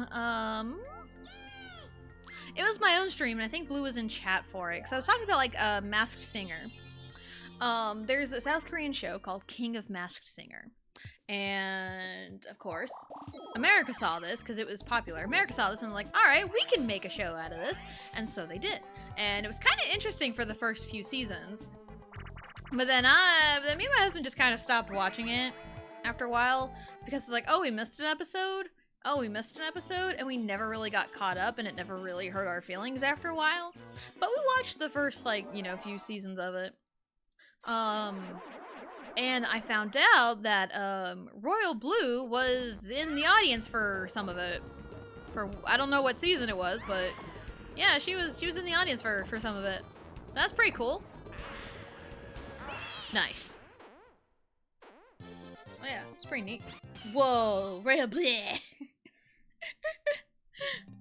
Yeah, because I remember she told me in chat one day about it, because I was talking about it. Because I still think, I don't remember what season it was. So was it the third one? I think it might have been the third one. Jesse McCartney. The turtle. Yeah, he got robbed. He should have won that season. I still stand by that. I still stand by that. Like, it was really, really fun, and then it's like, you know, me and my husband just kind of stopped watching it. I get clips here and there on my TikTok for, like, just kind of wildly out of the blue. Like, I did see that, Drake Bell, was unmasked on Masked Singer recently. I saw a clip of somebody singing Standing Next to You by Jungkook, member of BTS, by the way. And I was seeing some guesses of the voice. I'm like, that voice sounds kind of familiar. So it's like, alright, but it doesn't make me want to sit down and watch it again. I just see a random clip and I'm like, oh hey, cool, Masked Singer. I remember that. I have heard that Alexa Bliss was on Masked Singer. I never found a clip of her singing though. I just knew she was on it. But me and my husband watched the season with, when Chris Jericho was on it. I know there's been, you know, shit about him in the last year or so, but Masked Singer Jericho was kind of funny. He was like the pink dinosaur bride. It was really funny. And my sister watched Masked Singer as well, and she would text me a lot about the show and like who our guesses are, and sometimes it would be kind of annoying because, you know, whatever. And she was so flabbergasted that I knew Jericho. And it's like, am I not allowed to have interests outside? Because like Jericho's a wrestler. He has a band. His entrance music is his own band's song. Which is kind of a banger, not gonna lie. But like, yeah, it's like, am I not allowed to know things? I love Fozzy, yeah. I did my brain. I don't have any Fozzy songs on my playlist, but like, I know there's a couple of them that I've enjoyed. I know, Judas is his entrance song. Waria, please. Waria, please. Waria, please. Oh my goodness. And there was one time where I think he was in a feud with MJF years ago. Back when AEW was like halfway decent. Now it's just not great. But that's a whole different can of worms there. He was in a feud with MJF and he couldn't have entrance music. He was not allowed to have entrance music for a match they had. And the crowd started singing Judas, which was really freaking cool. I mean, like, there's moments in AEW that I liked and enjoyed, but like here lately, I just haven't, you know, gelled with it. Like, I see clips on Twitter here and there. I see people talk about it on Twitter here and there. But like, that's really it. Where? I wasn't paying attention. Where is the star? It's over there. Okay, I need to go this way. Hello, Toad. I would like to buy your wares. I would like to buy this, please.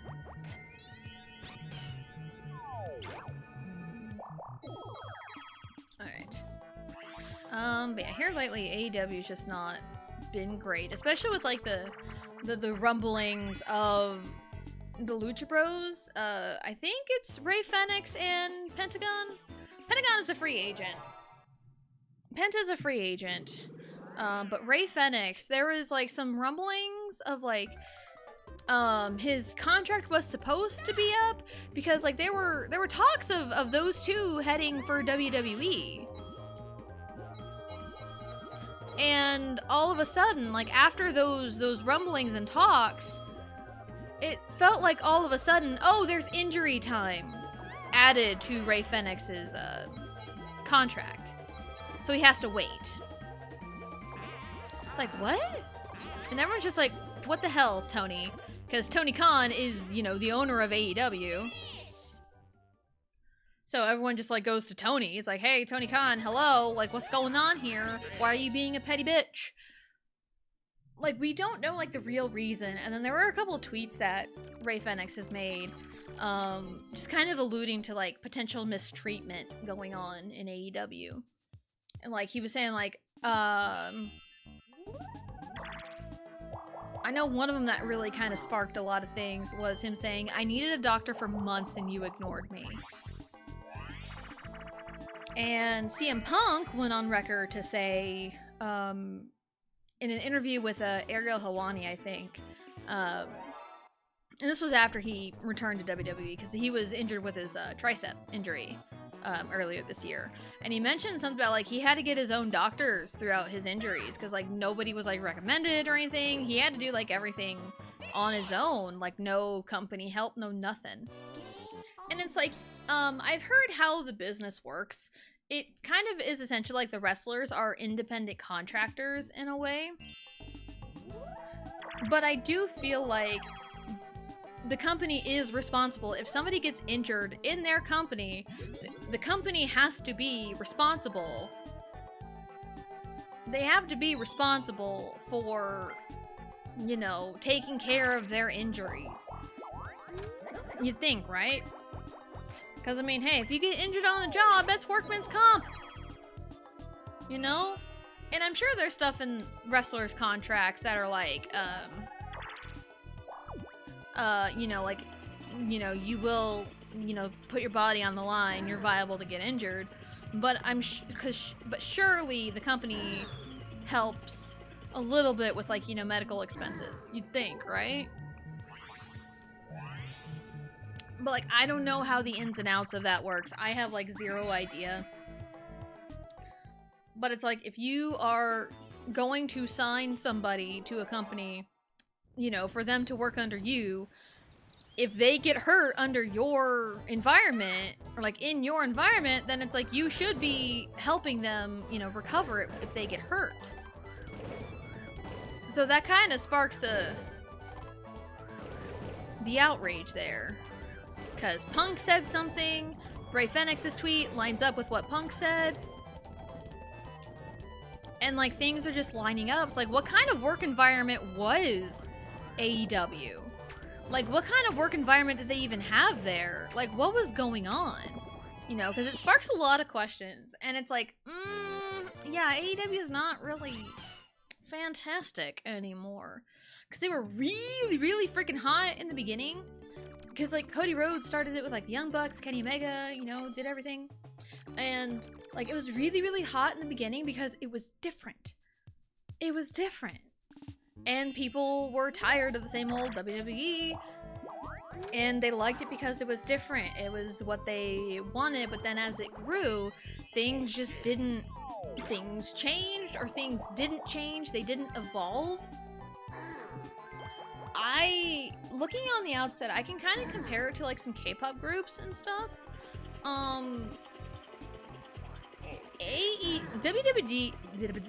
WWE has evolved with its audience in ways here and there, whereas I feel like AEW has not. Because I feel like AEW is still the same old as it was years ago, and it's like, I'm kind of tired of it. Whereas WWE, especially since Vince had to step down with all those allegations in the lawsuit, once Triple H took over, I feel like, yeah, once Triple H took over, things started evolving with its audience. And that's kind of what you want if you're putting out, essentially, a quote-unquote product for people to consume. You're putting out entertainment for them. You want your product to evolve. And I think that's what AEW is lacking severely. And I can make the comparison to K-pop, because there are groups out there that change their music and have their music evolve as the group's lifespan, as, the group gets older. So, like a good example, Blackpink. I've mentioned before, I am not the biggest fan of Blackpink. I will probably never be a big fan of Blackpink. I know all the members. There are some songs, bits and pieces that I enjoy, but I wouldn't say I'm a fan of Blackpink. So, here's the reason. I was kind of a jaded 2NE1 fan. We can go with that, because I liked 2NE1. And Blackpink was essentially copy-paste of 2NE1, and YG himself said that Blackpink was supposed to be a quote-unquote prettier 2NE1. And that was just like a shot, because like 2NE1 stood up for the members not being, within the Korean beauty standards. They were not, run-of-the-mill in terms of, like, their looks. They were not, quote-unquote, conventionally attractive in Korean standards. So, that's kind of what made me like them, because, like, I felt, that was relatable to me. Like, I never felt like I was, quote-unquote, conventionally attractive to the general public. I still don't think that about myself, but, like, I'm attractive to one person, at the very least, and that's the one person that matters, is my husband. But, as a young, impressionable teenager, that felt that way. Like, 2NE1, I really stuck with 2NE1 that way. But then for YG himself, the same person who created 2NE1, said that, oh, Blackpink's just a prettier 2NE1. That's a fucking shot. That's a fucking headshot right there. And it's like, dude, that's so unwarranted. And it really shows in their music, because like the music really tries to emulate 2NE1 and it misses the mark. So I really felt like Blackpink never had their own sound to begin with. They never really had their own sound, I don't think. So that's problem number one. Problem number two is, with that sound that I really don't think is like theirs, quote unquote, they never evolved with their audience. It's like their audience was young, and then like their next comeback was like 1 year later. Those young fans grew up a little bit, moved on, saw their new comeback, didn't like it because that's same old, and then they move on. So like they just constantly had younger fans pouring in because their music never evolved with their already existing fans. So there's that there. It's like if you take a look at like, say, a group around the same time, still pretty popular, I'd say 17. their music has also evolved very heavily, but they also have like their sound. I don't think I can really explain what that sound is, but their music has evolved. Like, Adore You doesn't have the same setup as Maestro or Love, Fame, Money, you know? It doesn't have like that same setup.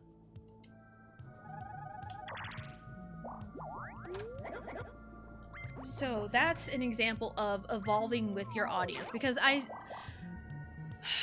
where did it even go? I wasn't... okay, it's down there. I don't wanna anymore. So yeah, 17's music evolved with their audience, and I know, I think a decent chunk of their audience are older. Not like older, but like older in like the general K-pop fan sense, like my age, their ages, you know? But like there have been a lot of like quote-unquote younger stans coming in and like wrecking shit up, quote-unquote. Speaking of 17, there were 17 seconds left when I won. Anyway, because I know Joshua, my bias, had a dating scandal a year ago? Was it a year ago at this point? I know he had a dating scandal with this supposed like influencer or whatever. And like there was a lot of like normal ass carrots that are like, alright, cool, we love this. But then there are like young, immature fans that really blew it out of proportion. And they're sending death threats, call for him to be removed.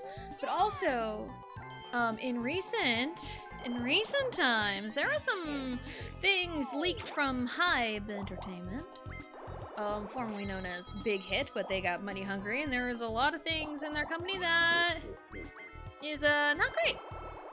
And one of the things was when Joshua had that dating scandal, Hybe wanted to bring a member out of hiatus to involve that member with Joshua in like showing like, hey, here's Joshua with this person, do you ship this? Get your mind off of it. That, or just kick Joshua out of the group. It was either those two options. And it's like, what? The 17 members themselves would never allow anybody to get kicked out for under any circumstances. Like, they are 13 till the day they die, I'm pretty sure. Because they went through hell as trainees. Because 17 is under Pledis. And Pledis used to be independent until they were acquired by Hybe. So now Pledis is a subsidiary of Hybe. So they have a bunch of those. Hybe has become the Disney of K-pop with all the subsidiaries and stuff. But there's no freaking way that Pledis would ever allow any member of 17 to just up and leave. There's, like, literally no way around it. So, yeah, it's kind of crazy with that. But yeah, all in all, 17 has, I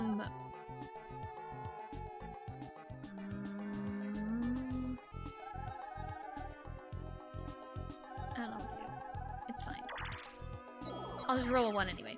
17 does have mostly older fans, which, again, older fans, they have jobs, they make money, they can buy albums and merch and stuff. That's why 17 always has consistent album sales. Instead of, like, streams. Like YouTube music video streams, because the music video streams usually come from young teenagers with no real time on their hands. So, I've never really looked at YouTube video views as important. Never have, never will, especially in this day and age.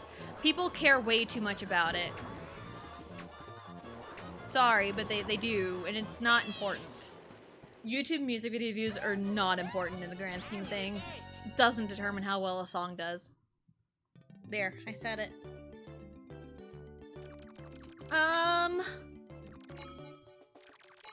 But yeah, like Blackpink has not evolved with their music, or like evolved like with their fans. What turn are we on? Fuck, I can't pause it until he's done with the stupid magic lamp. Ugh. So that's kind of what I'm thinking with like the train of thought of like not evolving with your fans. And there's like YouTubers that kind of fall into that category too with like their content. Because I watched a video yesterday, 2 days ago, of like kind of going over like the hop from YouTube to TikTok with these controversial YouTubers. And the big controversial thing is like they needed a new fan base that's not going to call them out on their shit. And the people that are not going to call them out on their shit are young teenagers. And there are a lot of young teenagers on TikTok. So there you go. So that's not growing with your audience. That is money hungry.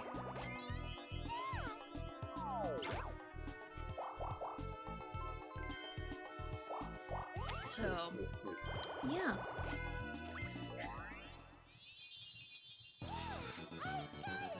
Yeah, that's just kind of my rant about Blackpink, because Blackpink is a very popular group. Never understood their popularity. And I know the big argument is like, oh, BTS, Blackpink, BTS, Blackpink. In terms of both those groups, I'm more on the side of BTS, and here lately it's just like, meh. There was a shift in BTS that they shifted away from what I loved them for. But like, 2014 to like 2017, 18 BTS is like the sweet spot for BTS music.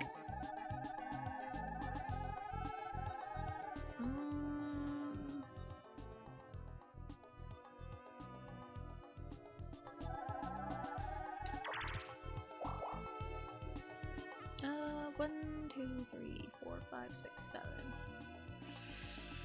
Oh, I'm gonna land on the item space, but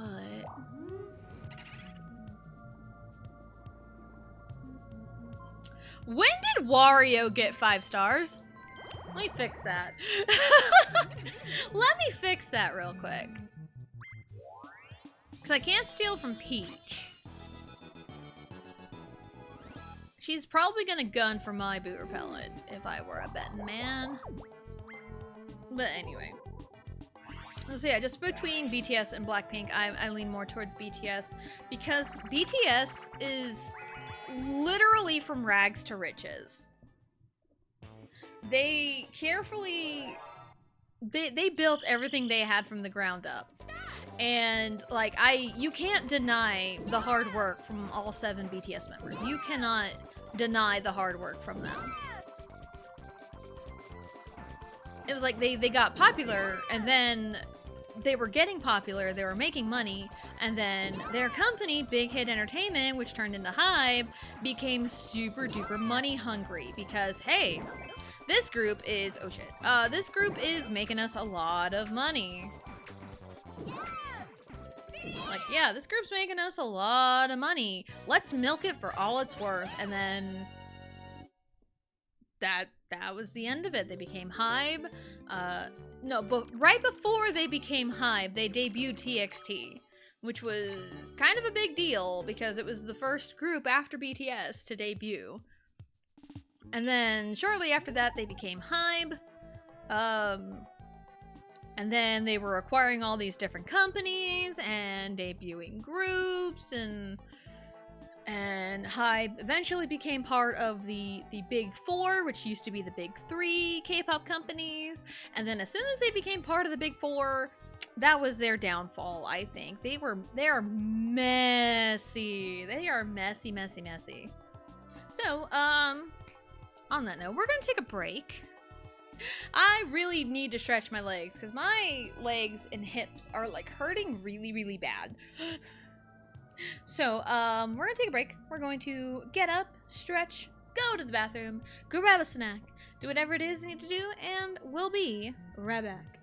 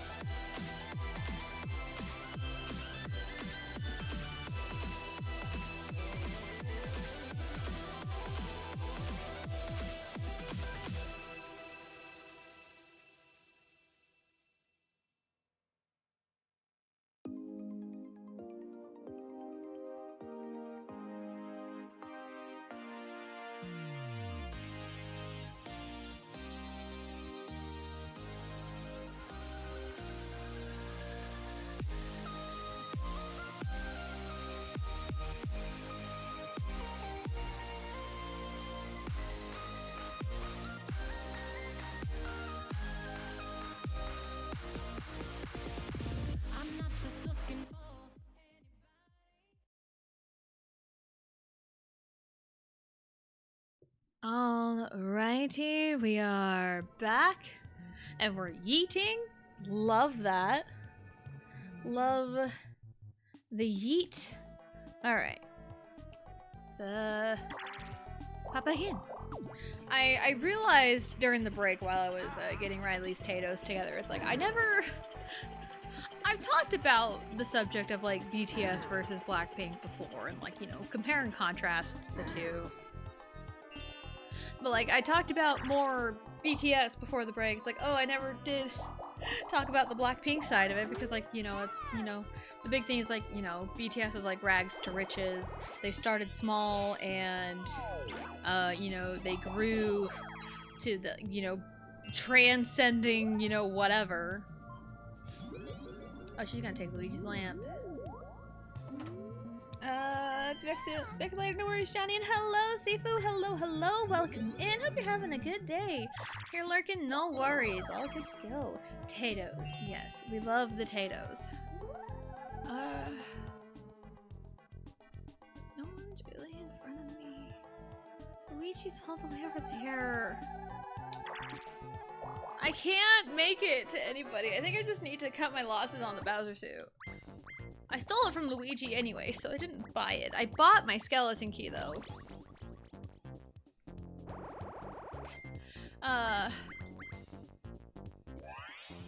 Yeah, on the Blackpink side of it, like where BTS started very small and grew into their popularity, Blackpink started at the top. And that's where it kind of becomes an issue for me personally. In seeing the two groups grow. Dang it. There was plenty of time, but I had to finish my thought verbally before I did anything physically. That was a big pot though.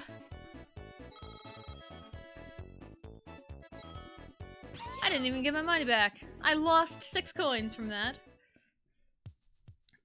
But yeah, Blackpink started at the top. They started with already immense popularity. But then they also got screwed over by YG, and here's why. They got screwed over because they were hardly releasing any music. Blackpink were essentially a group of influencers in a way that just so happened to come together and make music. Because they had so many brand deals, so many other things going on, but like...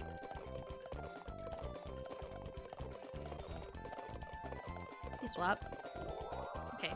They had like so many other like deals going on and solo activities, and they hardly ever came together as a group.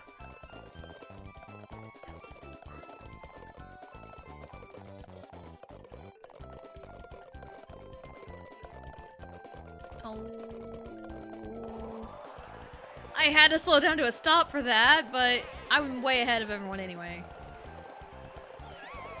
Ta-da! So yeah, Blackpink started off popular, and they never really had a whole lot of releases, because they had 2 debut songs, Boombayah and Whistle, and then a few months later they had Playing with Fire and Stay. Because they debuted in August of 2016, and Boombayah and Whistle were August, Playing with Fire and Stay were, I think, November. And then they didn't have anything until, like, the summer next year. Nothing. No mini album, no other things, no nothing. Until... So, within a year... So, like, a year after they debuted, they only had 5 songs to their name. 5! Some groups debut with a mini album with 5 songs. So there's kind of where some problems arose. Was after a year, like they only had 5 songs. And then they finally get a mini album with like 4 songs in 2018 when they released Doo Doo Doo Doo. But that was the only release they had in 2018. And then later, Jennie had a fucking solo because they're like, oh, she's the it girl and everyone loves her, but everyone also hated her at the same time. And people were like tired of like them always pushing just one member of a group, and it seemed like Jennie let everything get to her head. I don't know. Granted, I'm not Jennie. I'm not close to Jennie. I don't know. This is from the outside looking in. It really felt like Jennie let the fame of everything get to her head, and seemed like she had a big old chip on her shoulder. So that's what it seemed like from the outside looking in. I'm not saying that is exactly what happened. I don't know Jennie. I'm not close to Jennie. I don't know. This is from the outside looking in. As a viewer, as a consumer of the media. Dang. He lost 100. That's a tough game to play. But yeah, and YG promised solos of all 4 members within a year of each other. So Jennie's solo happens. Ironically titled Solo. And nobody had a solo until like 4 years later. With Rose getting a solo next, or Rose getting a solo next, with like On the Ground. Yeah, it was not great. It was not great. And then later, Lisa got a solo, and I think Jisoo was the last to get a solo, but that was in the span of like damn near 10 years. Damn near 10 years. Where is the star?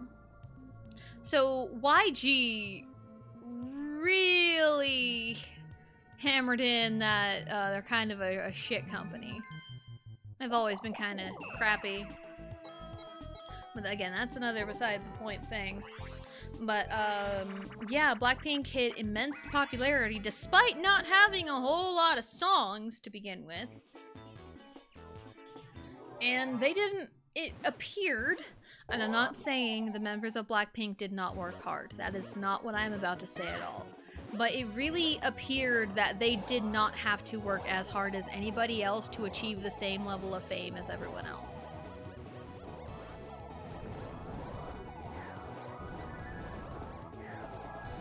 So, to me, the BTS versus Blackpink comparison, dang it, could kind of fall into the category of coming from a not so fortunate background and coming from a fortunate background, which I have related to a lot because growing up in a small town, it doesn't matter what you do, what you yourself do. The only thing that matters is your last name. What family you belong to, how rich your family is. That's all that ever mattered growing up in a small town. And the people who, grew up in like richer, more well-off families always got everything handed to them. They never really had to work hard for anything. And I'm not saying this is always the case with people who came from fortunate families. That's not what I'm saying at all. What I'm saying is that there are people out there who don't think they have to work hard just because they come from money. That way. And I have dealt with that firsthand in a way where it's like, sometimes I feel like my capability for certain things was like ranked much higher than like the person next to me, but because the person next to me came from money and their family is well off, they got those opportunities before I ever could. And it really kind of gives some groups a bad rap because there's lots of groups that have a similar style and vibe to Blackpink, but they don't get known because they're from, you know, a lesser known company. Because they're not from the big three, and there's privilege in the big three, big four, whatever. So I will admit there is privilege. It is a way to, you know, to get the group's name out there, but from that point on, it's up to everyone working around the group and the members themselves. And like, it really feels like Blackpink never did that. And I'm not saying it's the members themselves. I'm saying it was probably a lot of the company. Because they really kept a hold on them for a long time. Because I've seen some like interviews they've done, and it sounded like they wanted to make more music because they're in a freaking music group. Why not make music? But the company wasn't allowing that, and that really hindered them.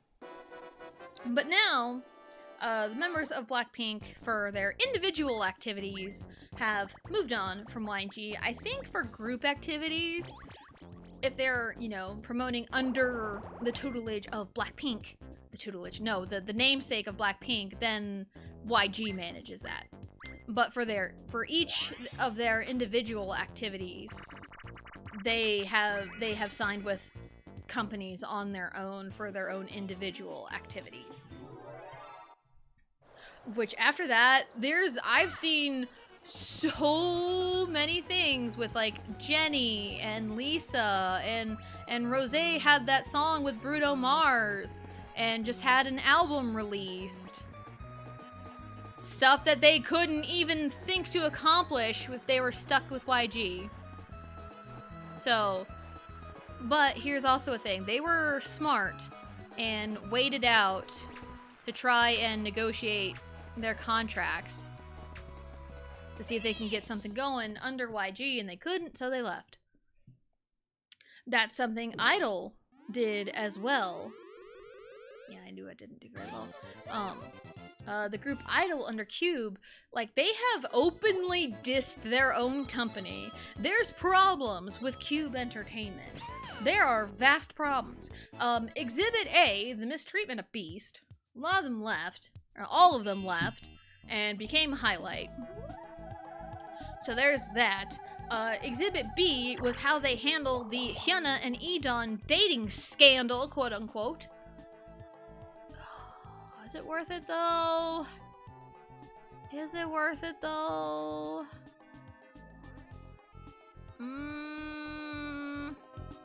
Yeah, I think it's worth it.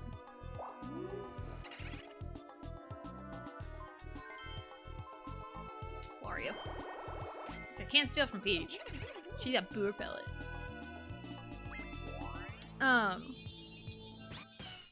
Yeah, like, Idol has, like, openly dissed Cube, and Cube's got problems. Like, the Hyuna and E'Dawn situation was massive in 2018. It was massive, because it was revealed that, like, they were dating, and they were dating for, like, a few years, and that dates back to before E'Dawn debuted.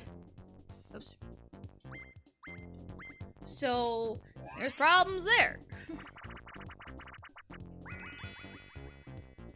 And they vastly mishandled that situation. They vastly mishandled that. Ooh. Leave me alone. So Cube's had problems, and Idol is one of their bigger groups. And so Idol waited it out, and they're like Cube's biggest moneymaker. So of course they are going to have the big leverage in contract negotiations.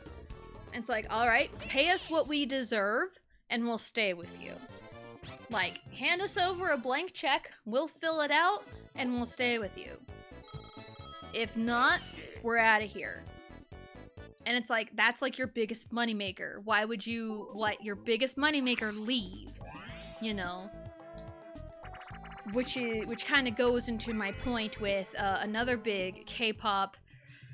Ooh, big K-pop happenings with New Jeans. If anyone's ever heard the New Jeans situation, oh man. It is insane. The New Jeans situation is literally insane. Oops. because New Jeans were are, key freaking phrase right there, are under Adore, which is a subsidiary of, you guessed it, Hybe. So New Jeans is a Hybe group. When they debuted, I think in 2022 was when they debuted, they hit it big. They were a success immediately, and people loved them, which, cool, if that's your cup of tea, cool. It wasn't my cup of tea, but I appreciated, you know, the music they released. It just wasn't my cup of tea. So I understood people liked it, I just didn't, personally. But that's beside the point.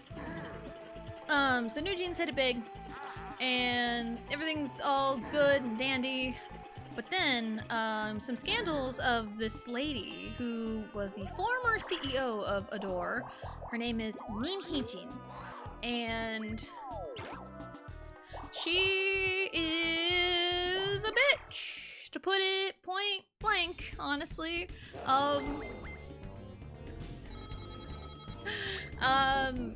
There was some scandals happening, and she essentially got fired from her position as CEO. That's when problems started happening. New Jeans, the girls, the 5 members of New Jeans, spoke up. And they spoke up and were like, we need Min Hee-jin back. We need her back as CEO. And it's like, why? She's hindering you. What's going on? It's like, she's hindering you. Like, what's going... she's holding you back. What are you doing? And they're, like, clamoring to try and get Min Hee-jin reinstated as CEO. But she's got, like, another job at the company. But no, they want her as CEO.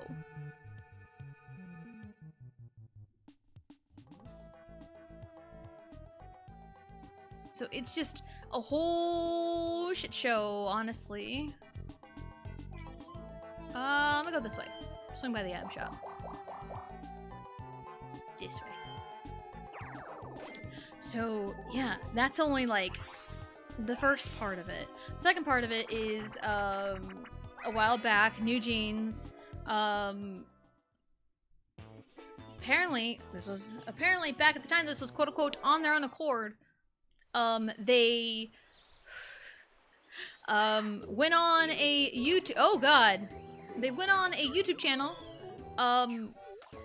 that, without permission from anybody, not the company's permission, to talk about some things with the company and deliver some ultimatums. It's like, we need Min Hee-jin reinstated as CEO of Adore. And they were giving out, like, lots of demands. And it's like, this is not correct. This is odd. And later on, they had a press conference, emergency press conference, that stated that they terminated their contract with Adore.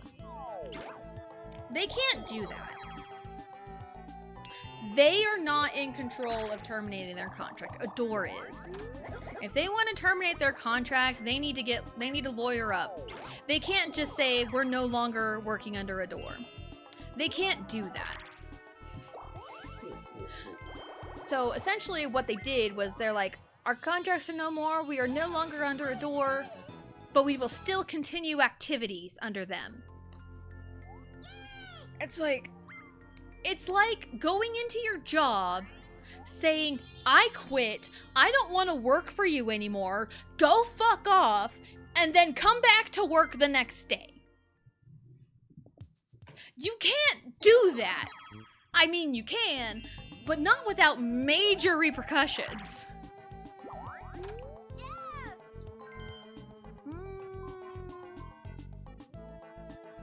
Yes, I'll buy this one. So, there's major problems. And also, Dispatch recently released some juicy updates, because there was like a whole bunch of things in relation to New Jeans. I'm gonna go do that. I got this. I wish you luck, Deltora. I wish you luck. Oh, okay. Sorry, Skelly Key. So it was released that Minhee Jin, the former CEO, who has the girls of New Jeans under her damn thumb, she is just using them to get her position back as CEO of Adore. That's all she's doing. That's all she's using them for. She's just using the girls, and the girls don't see it, and it's really, really sad. But you need to clean up, kiddo.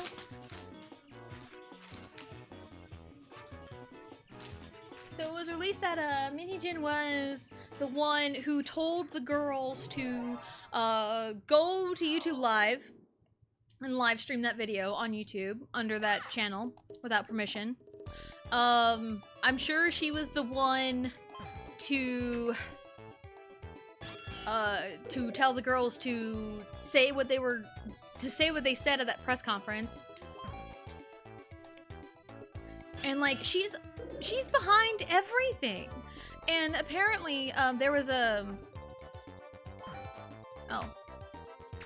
he's a great star. Oh, he's Ultra Star, never mind. Wario's the great star. How many people can play on a battle royale map? 4.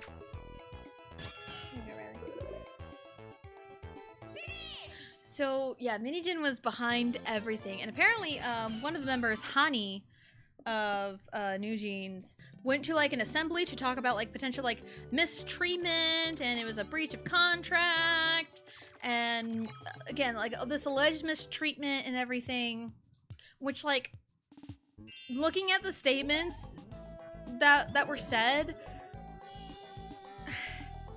the mistreatments, one of them included a manager told a group to ignore her.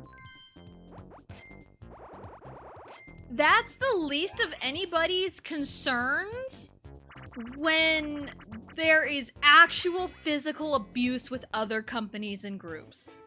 Physical, mental abuse with other groups.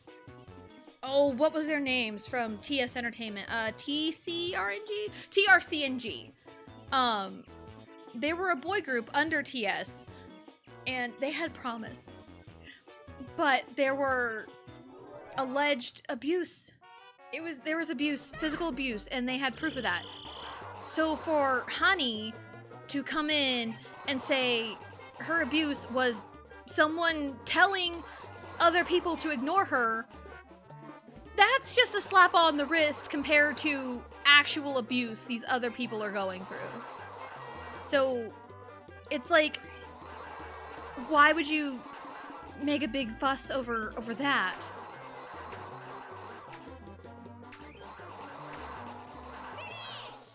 So there's that. And also she said she was going to go to that assembly by herself. And she said she did not meet with Minhee Jin. But Dispatch released proof that she did. So it just kind of shows the girls of New Jeans are lying. They've probably been brainwashed so hard by Minhee Jin that they just blindly follow her. And it also kind of begs the question, where are the rest of the adults in their lives? Their parents, other adults at the companies around them. Where are they? Because New Jeans, their ages range from like 20 to like 18 or 16. So it's like, or like 24, they're young. They're very young.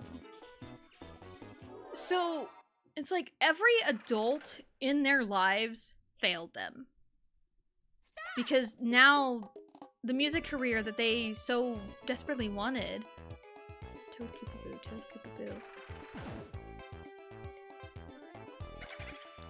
The music career that they trained for and had success in is thrown away because of one evil woman. It's kind of crazy when you think about it in that perspective, because of one person. One power-hungry evil bitch destroyed the careers of 5 young girls. And those 5 young girls don't know any better. That's how I see this New Jeans situation. I'm sure there's like other facts and other people stating it, but there's like, and they're claiming that the company, Adore, had a breach of contract first. But there's a potential that New Jeans breached their contract first. So it's just scandals upon scandals upon scandals, and the law is getting involved. Because it's like New Jeans really needs a good lawyer, and they're not listening to them. They're listening to Minhee-jin and Minhee-jin alone. And it's so sad. I'm really short? Really? Rude. But yeah, it's just so sad. Because New Jeans was that group in this generation. They were that group. They were up there with LE SSERAFIM. Granted, they're both HYBE, but they were up there with LE SSERAFIM in terms of like popular girl groups. And now, again, because of one evil bitch, they've lost their dreams. Because they've built quite a reputation for themselves now. And they're young fans who don't know how the real world works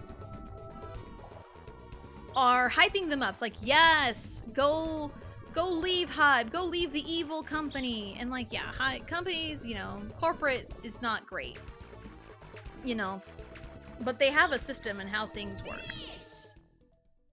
So I'm not defending a corporation. I'm not defending HYBE. I'm just saying, like, they've got to do what they got to do to run their business. And if that means that it's like, HYBE can live without New Jeans. New Jeans cannot live without HYBE. That's how I see it. So, yeah. That's what I think about that situation. I'm going to get up and put Riley's stuff away, so I'll be right back.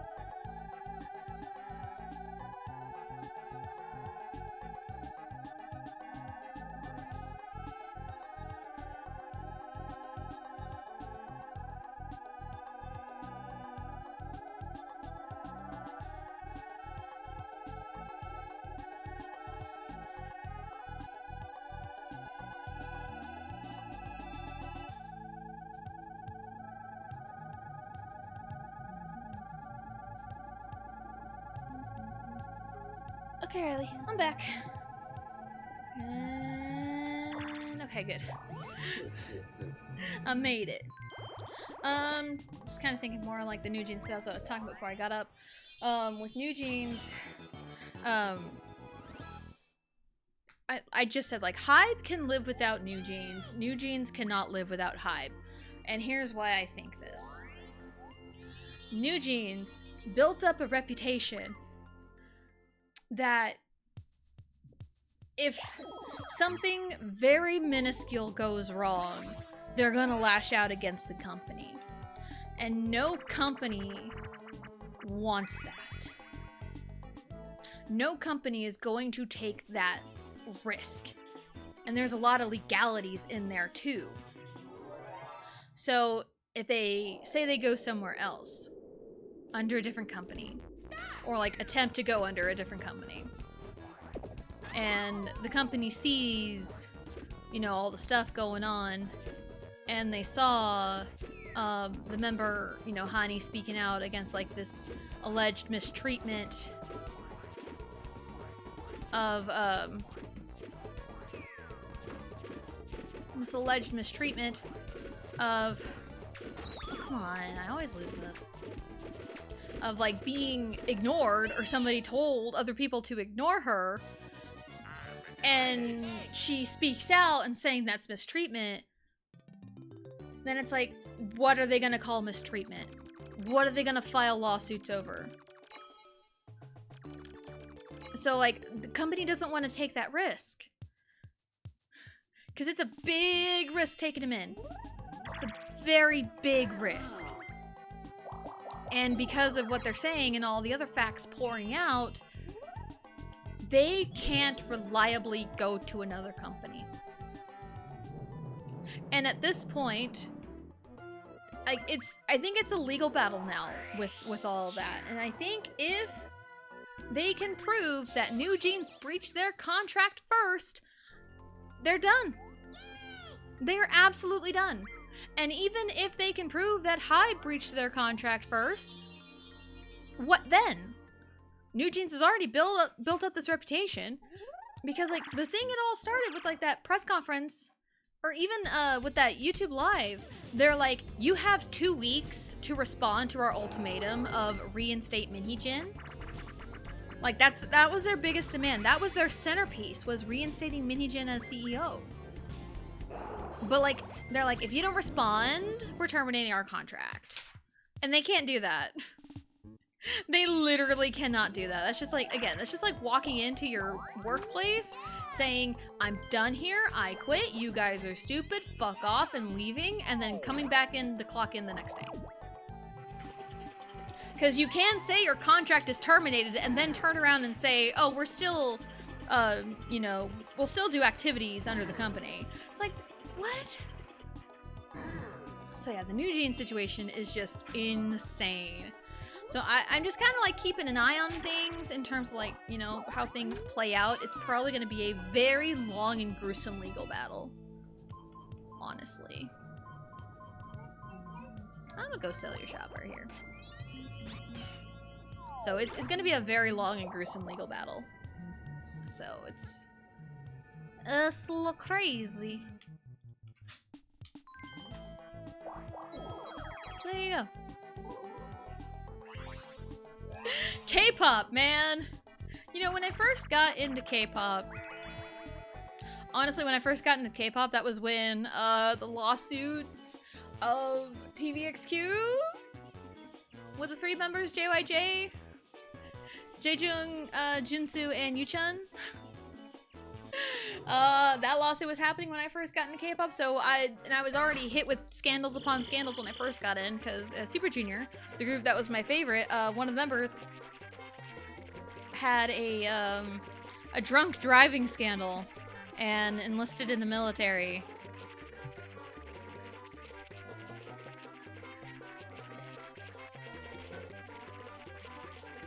So, yeah, that was when I first got into K-pop, but never did I really expect anything like this. There we go. We did it. So, yeah. So everyone's got their eyes on this New Jeans situation. Yeah, and it's like, New Jeans is definitely going to be blacklisted from, like, different broadcast systems, because that's what happened to members of groups that filed lawsuits against SM Entertainment. JYJ was from the 3 from TVXQ were blacklisted from networks until recently. Jessica of Girls' Generation was blacklisted for years. So it's like, it's an unfortunate fact of life that all these companies have power. So it's just crazy how the industry is. Yeah. Insane. I wanted to roll a 3. I really did. Okay, ready. Huh. And it's like, you thought K-pop was just all music and cute dances. Nope, it's full of lawsuits and drama. I don't like that side of K-pop. I really don't. I just want to watch music videos, listen to music, watch some content here and there, some cute content, cool content here and there of my groups, and just be done. But no, I have to hear about all these lawsuits and allegations and stuff. Welcome back, Johnny. Welcome back. We went on a big old tirade about the New Jeans situation in K-pop. All right.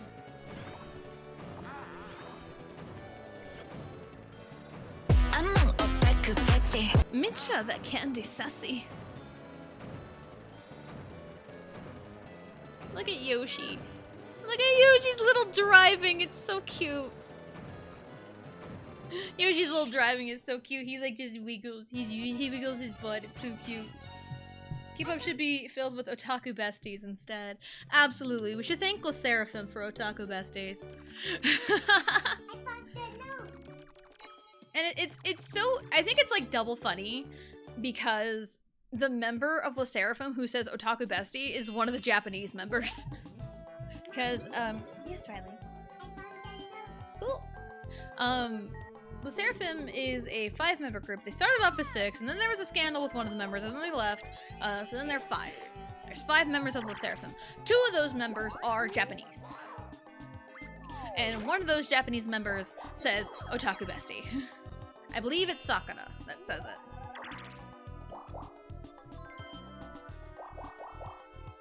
But yeah.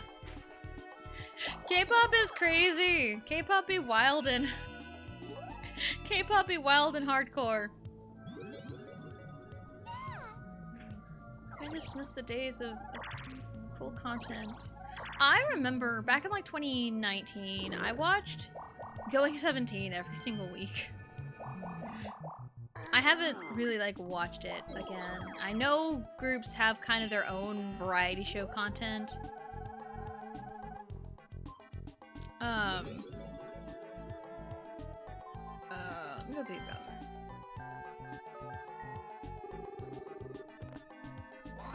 I'll see if I can force her hand. I can't. I cannot. I can't buy a plunder chest. That makes me a little sad.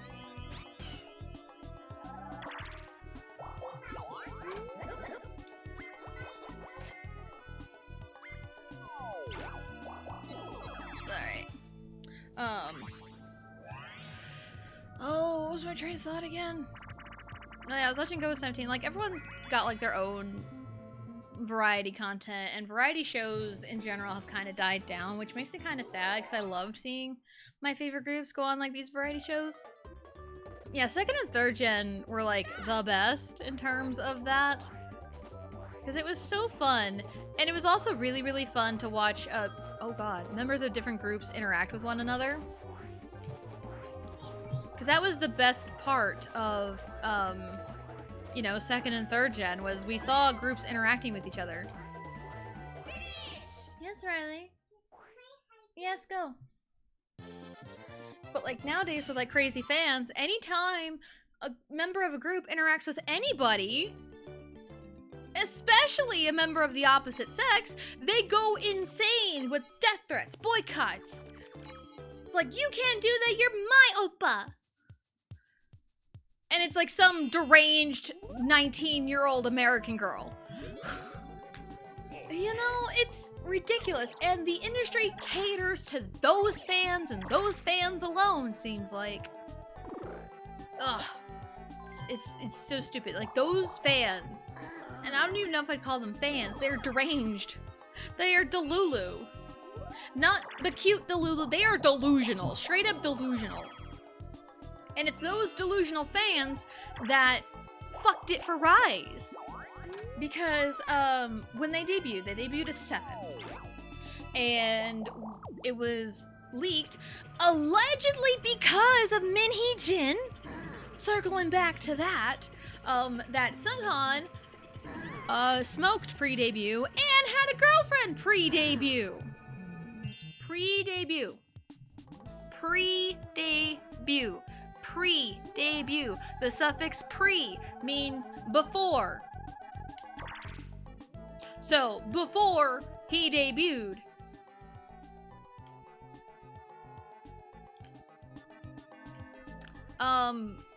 fans went feral. Feral in a bad way. Feral in a bad way. They went insane. And threatened to, you know, drop the group. Like, Seunghan can't be here anymore, you know, and the company, SM Entertainment, one of the biggest companies, decided to put him on hiatus for about a year. And a few months ago, they said, Seunghan's coming back. And there were cheers. People were happy. Like, oh yes, he's coming back, let's go, you know, we can defeat the stigma of, like, idols can date and stuff like that, you know, like, they don't have to be, you know, kept under a rock or whatever. But after that news broke out that Seunghan was coming back, those fans that demanded he go on hiatus didn't like it. They threw a fit. They absolutely threw the biggest of biggest bitch fits. And here's how deranged these people are. These people sent death threats and funeral wreaths to the company building that Seunghan himself had to walk past. That is ridiculous to me. Those are the fans that ruin the K-pop experience for everyone. And it's just so ridiculous.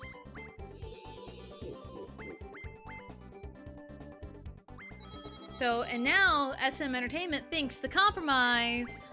Standard last 5 turns procedures, all red and blue spaces are doubled. If you land on the same space as your opponent, you get to duel them. Sorry, I had to get that out of the way. And SM Entertainment's solution to this was to put Seunghan back on hiatus until next year, where he can debut solo. That's not what the people want. That is not what these fans want. The fans want Seunghan in Rise. He was meant to be in that group, so put him in that group. Even the members, you know, are like, Rise is 7. Very subtly, are not like super outspoken on it, but they subtly hint at it, saying Rise is 7. And rightfully so. But that's what happens when you listen to the Delulu fan. Not Delulu. Delulu can be, you know, a cute way or whatever. Delulu, you know, delusional. Straight up delusional people. Like, they listen to the delusional people, and people straight up have boycotted Rise. Like, an actual legitimate boycott. And what a boycott is you don't buy their things, you don't interact with anything, you unfollow off social medias, you don't interact with nothing. And even so, like, international fans, American fans are, you know, boycotting it. So much so that vendors of their albums are pulling out of selling their stuff. Because if there's a big old boycott for it, no one's gonna buy their things because of the boycott. It's like, what's the point of putting it on the shelf then? So, the boycotts are working, in a way, last I had checked. But SM Entertainment's solution is to debut Seunghan solo, and that's not what the people want. That's literally not what the people want, so it's so crazy. It's like the people that come out angrily at actors on the street because of the bad guy character they played on screen. Like, bruh, it was a show. Exactly. Exactly. Yes, Riley? Can I go outside? Okay. So yeah, I mean, if people are, like, genuinely angry at, like, actors that played bad guys, I guess they played the bad guy very well, you know? But yeah, it's just a show. They're actors, they're acting, it's not real.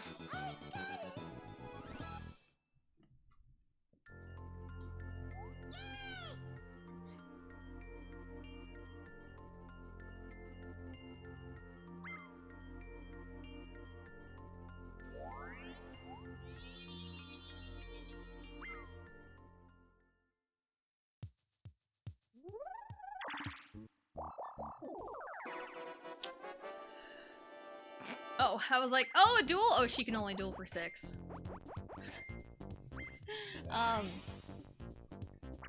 So yeah, it's like these parasocial relationships. And K-pop, even back then, it just feels so much worse now with the spread of social media. K-pop is built on parasocial relationships. And it's okay to feed into it. You know, it's okay as long as you know this is all just for fun. This is the fun part. But there are fans out there that truly believe it. And that takes the fun out of it.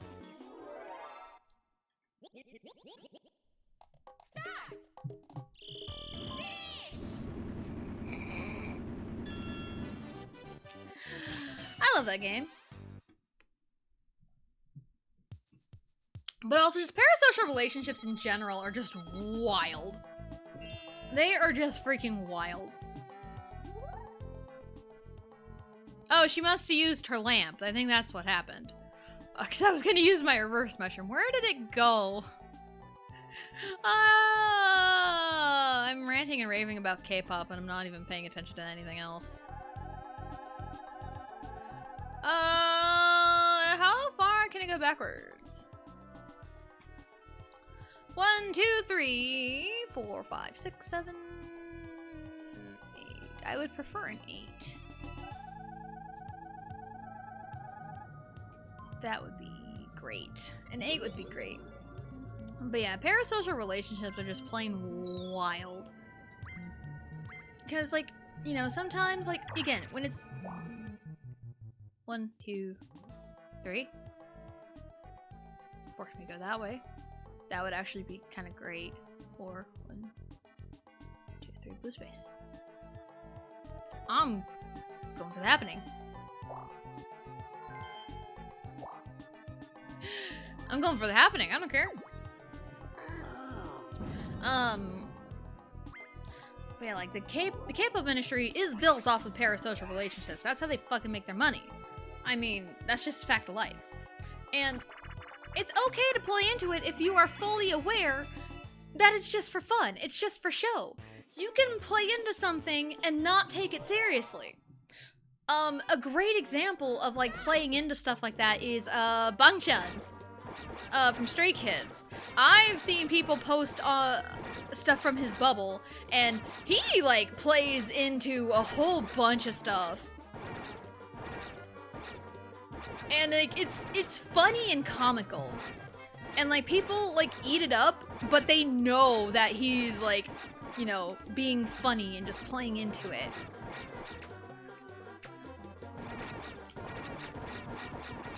Like he's just being funny and playing into it. You know, like acting all like shy and being like, you know, quote unquote boyfriend, you know, stuff like that. And like people eat it up, but they know it's just for fun. They know it's just for fun.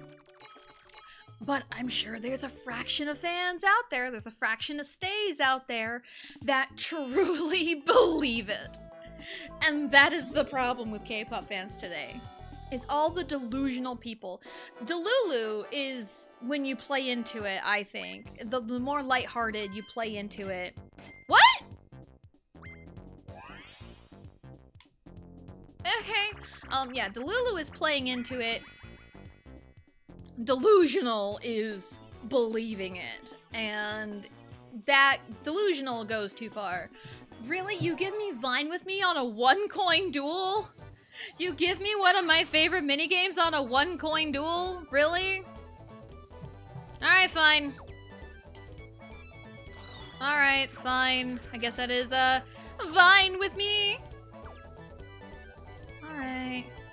I love this minigame a lot. There's been times where I was, like, goofing off. And, I gave, like, the AI, like, a 10-second head start and I still won. If it's, like, a super hard AI, I cannot fuck around. But if it's a hard AI, I have time to fuck around and skip vines like that. Boom, shakalaka. Oops. Like, look at this. This is a hard AI. Like, dude. Like, I even waited to start.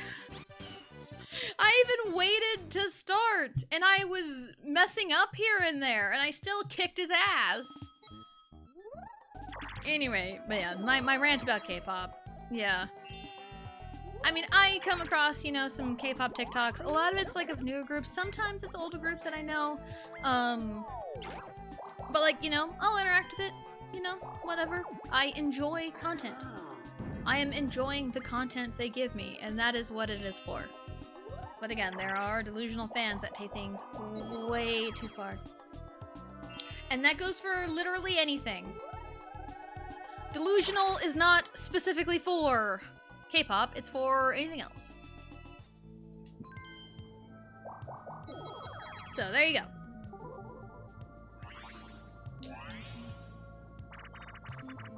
Okay, Riley. Anyway, I didn't think that today would just be talking about K-pop the entire, not like the entire time, but most of it has been spent on talking about K-pop.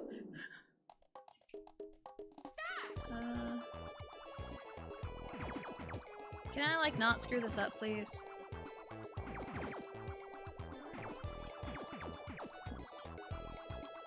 Yay! Perfecto.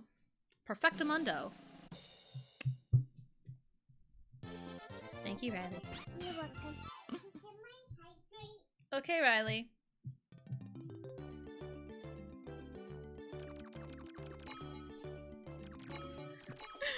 Huh. Anyway. And also, like, to also categorize Delulu, like, playing into, like, the parasocial, Delulu can also be, having an outlet such as writing fan fiction, especially self-insert fan fiction, to kind of help you cope with your loneliness. That's what I did. I wrote a lot of self-insert fan fiction. I've kind of strayed away, but like a lot of my OCs that I've created recently have like some part of my own personality written in them, because that's just the easiest to me. But sometimes I just have like, you know, straight characters. It is fun creating characters. Hello, what do you have? I would like one of these, please. What time are we on? Okay. I think I have enough time. What did I roll again? Okay. I grabbed before, aren't I? Yeah, I got a few turns before we do this. It's fine. Yeah.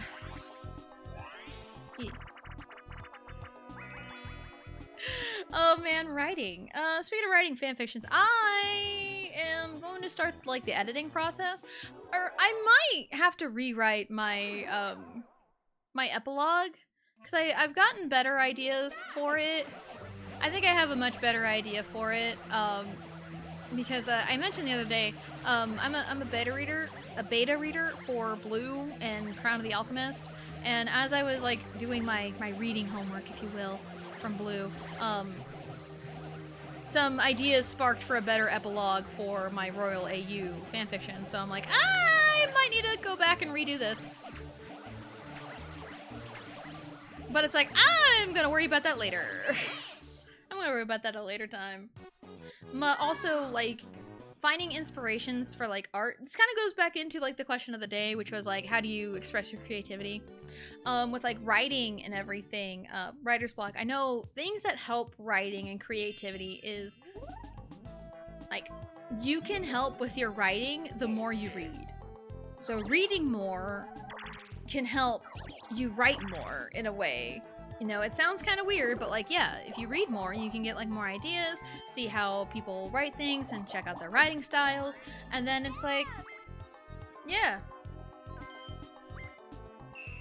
So it's cool. I like reading and writing. I hated reading as a kid, and I know it's a problem nowadays, because I've seen people talk about this problem nowadays with like kids and reading, and their, you know, reading abilities have greatly diminished over the years.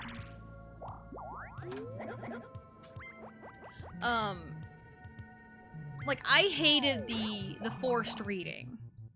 That turned me off of reading for a very long time. And it wasn't until I, you know, found fanfiction and found works that other people wrote that I really, you know, found inspiration to like write my own things. And, you know, just kind of like read more and actually enjoy reading. So I'm definitely like, I encourage people to read, but also try and like find some stuff out there, whether it's like, you know, fan fiction or just like funny, like works out there on the internet, any kind of reading. I do encourage it. But like, it's just finding something that interests you. And sometimes it's like, oh, there's nothing that is interesting to me. I'm gonna write it myself. I've done that before.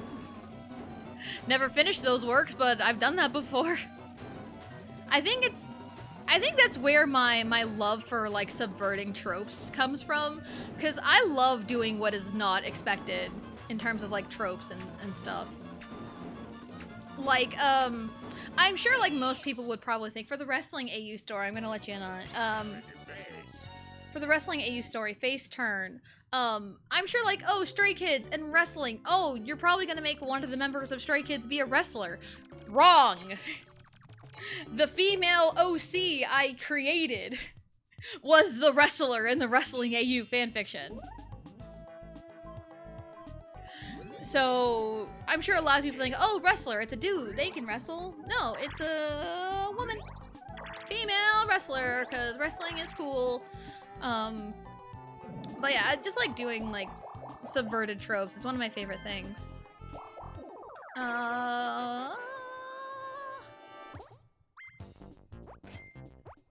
So a lot of the time, it's like, oh, I haven't seen this yet out of anything.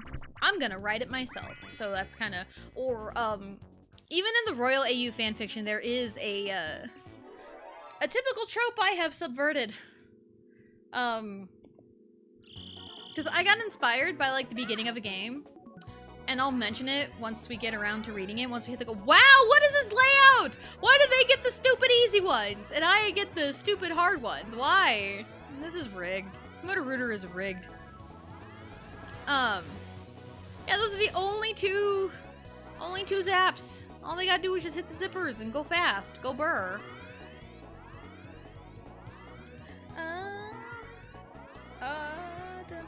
I haven't explored the new Twitch reading and writing category. Ooh, there's a reading and writing category? That'd probably be a good category to put my fanfiction readings under. That'd be great. But yeah, I saw the beginning of this game, and the tiniest little detail, like tiniest little dialogue, I'm like, oh my god, I'm going to write a story on this, and I'm gonna subvert this trope, and I'm gonna base an entire story off of this, or like create an entire story off of this. And that's what I did. That's this Royal AU fanfiction. We're so close to the goal. We're so close to the goal.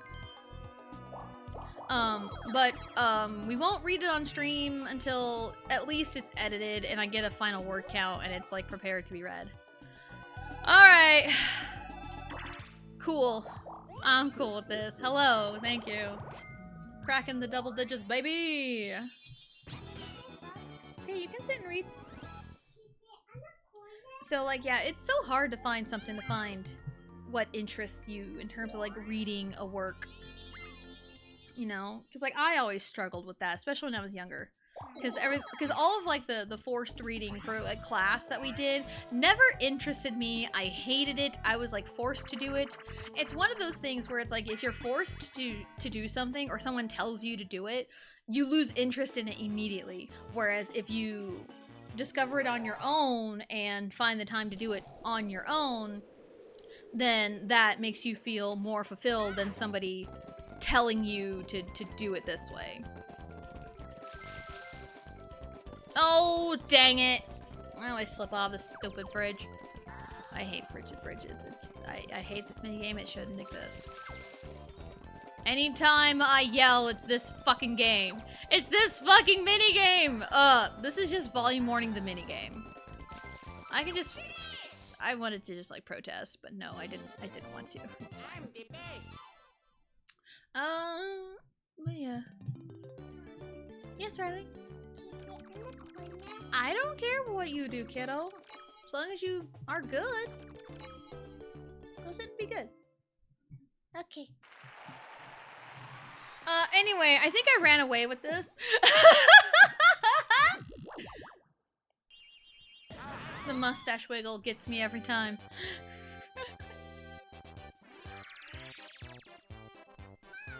And this is just random thought here. With my wide array of interests, again, I have double the stars of second place. This is just deja vu from Tuesday. Yeah, with my wide array of interests in, like, you know, interests and hobbies and everything, sometimes I can rant about, like, one thing all day. Sometimes I can rant about a completely different thing another day. And it keeps my personal interest. Because, like, today was, like, mostly I talked about K-pop. It started off as wrestling, and then I compared what AEW did with K-pop. And that's when it, like, really, like, kicked off, like, the K-pop brain. Like, sometimes I can talk about wrestling all day, sometimes I can talk about K-pop all day, sometimes I can talk about baseball all day, or, like, games, and I can just talk. Find me a subject I can talk about, and I can talk about it. Tessa, good yapper? Well, thank you, thank you. If you grew up with me, you would not think so. Because I was the shy, quiet kid. Maybe that's why I talk so much now, is because it was all pent up over the years. It was all pent up over the years. 369! We went to the window to the wall with my minigame coins. Oh, I hit 200, I didn't realize. 11, wow, that's a lot of happenings. One chance time, which made me fear for my life, but it didn't really matter in the grand scheme of things. Lots of battles. I had the most battles. I wanted to fight the most. What was that, 9? Yes, 9 battles. Lots of item spaces. Everybody landed on a bank once, and that was my first turn. Never again. I really wanted to. Excuse me. Couple game guys. Not too bad. Not too bad, I'd say. Today was supposed to be Mario Party 6. I promise. Tuesday. Hopefully things are okay, and we'll do Mario Party 6 on Tuesday. Because I did say we would, because it does have a snowboard. Haha, snowboard. A winter-themed board, which, Snowflake Lake. So I promise, on Tuesday, next Mario Party stream will be Mario Party 6. I promise.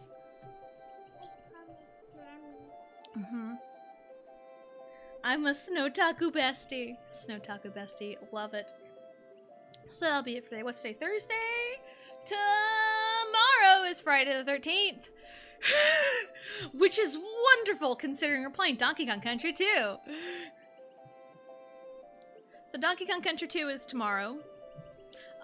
We just got to World 5. Which is like the haunted place, I think. Hopefully things go well and there is 100% less people banned. Yeah, just on that note, unless you are an older lady or a waiter or waitress trying to make a tip, do not call a married woman honey. Whether you're joking or not, do not call a married woman honey. Unless you are a sweet old lady or a waiter or waitress trying to make a tip. Anyway, after Friday, we wrap back around to Monday, which is Xenoblade Chronicles 3. I was just kind of in the zone with side questing. And just like seeing the lore of the land and everything. So we might just kind of do that at first. I don't know. We'll just kind of do whatever. Maybe advance the plot a little bit on Monday with Xenoblade 3 Future Redeemed. Tuesday, Mario Party 6 Snowflake Lake. Wednesday, probably Donkey Kong Country 2. I don't know how far I will get on Friday. We'll just kind of see. But we are going to do DKC 3 after 2.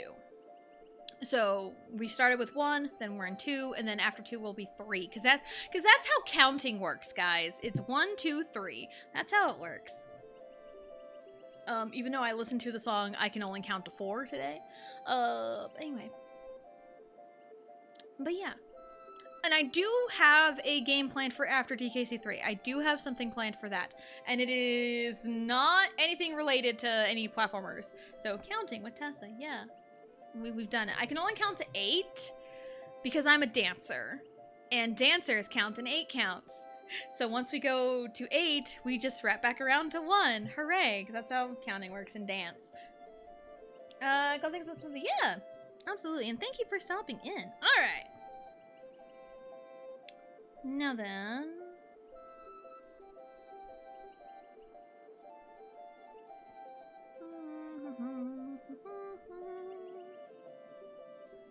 Let's see.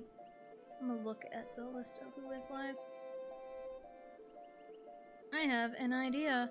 Master Max is live right now. Seems like he got his internet fixed, because I think he was having problems with his internet, and then he got a new router. So we're gonna go raid Master Max 165. What should our raid message please? Raid message please. How about, since we talked about K-pop today, we'll do a K-pop raid message please. Does that sound okay, Riley? Yeah. Okay. Our raid message will be...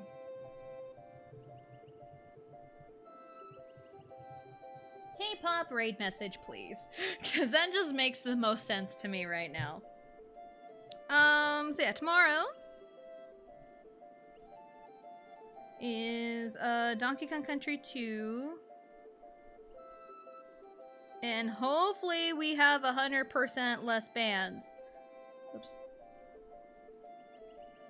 Hopefully we have 100% less bans, because I don't like banning people, okay? It's like, yes, as the streamer, I need to be more comfortable with that. But also, I don't like to. I don't like to. And again, life lessons here. Just some life advice for you. Unless you are a sweet old lady or a waiter or waitress trying to make a tip, do not call a married woman honey. Whether you're joking or not. Affects the community too, at least me. Yeah, same, because I've seen a lot to like stream advice around out there in the world, and one big advice that I would probably give to other streamers as well as myself is don't be afraid to ban the weirdo. Sometimes you need the courage to do it yourself, and sometimes you need to just get a mod to do it. I know Blue said she would have been all over it yesterday if she was like there when it happened, but it's fine. But yeah. Anyway. Mondays are Xenoblade Chronicles 3. Tuesdays and Thursdays are some form of Mario Party. And Wednesdays and Fridays are Donkey Kong Country 2. Send in the Blue. I think she's working right now. So I was talking with her like all morning. Blue with a steel chair. Yes. Who needs a mod sword when you have a steel chair? But thank you everyone for coming out, hanging out. We're gonna raid Master Max 165 with a raid message, K-pop raid message, please. So thank you everyone for coming out, hanging out, and we will see you next time.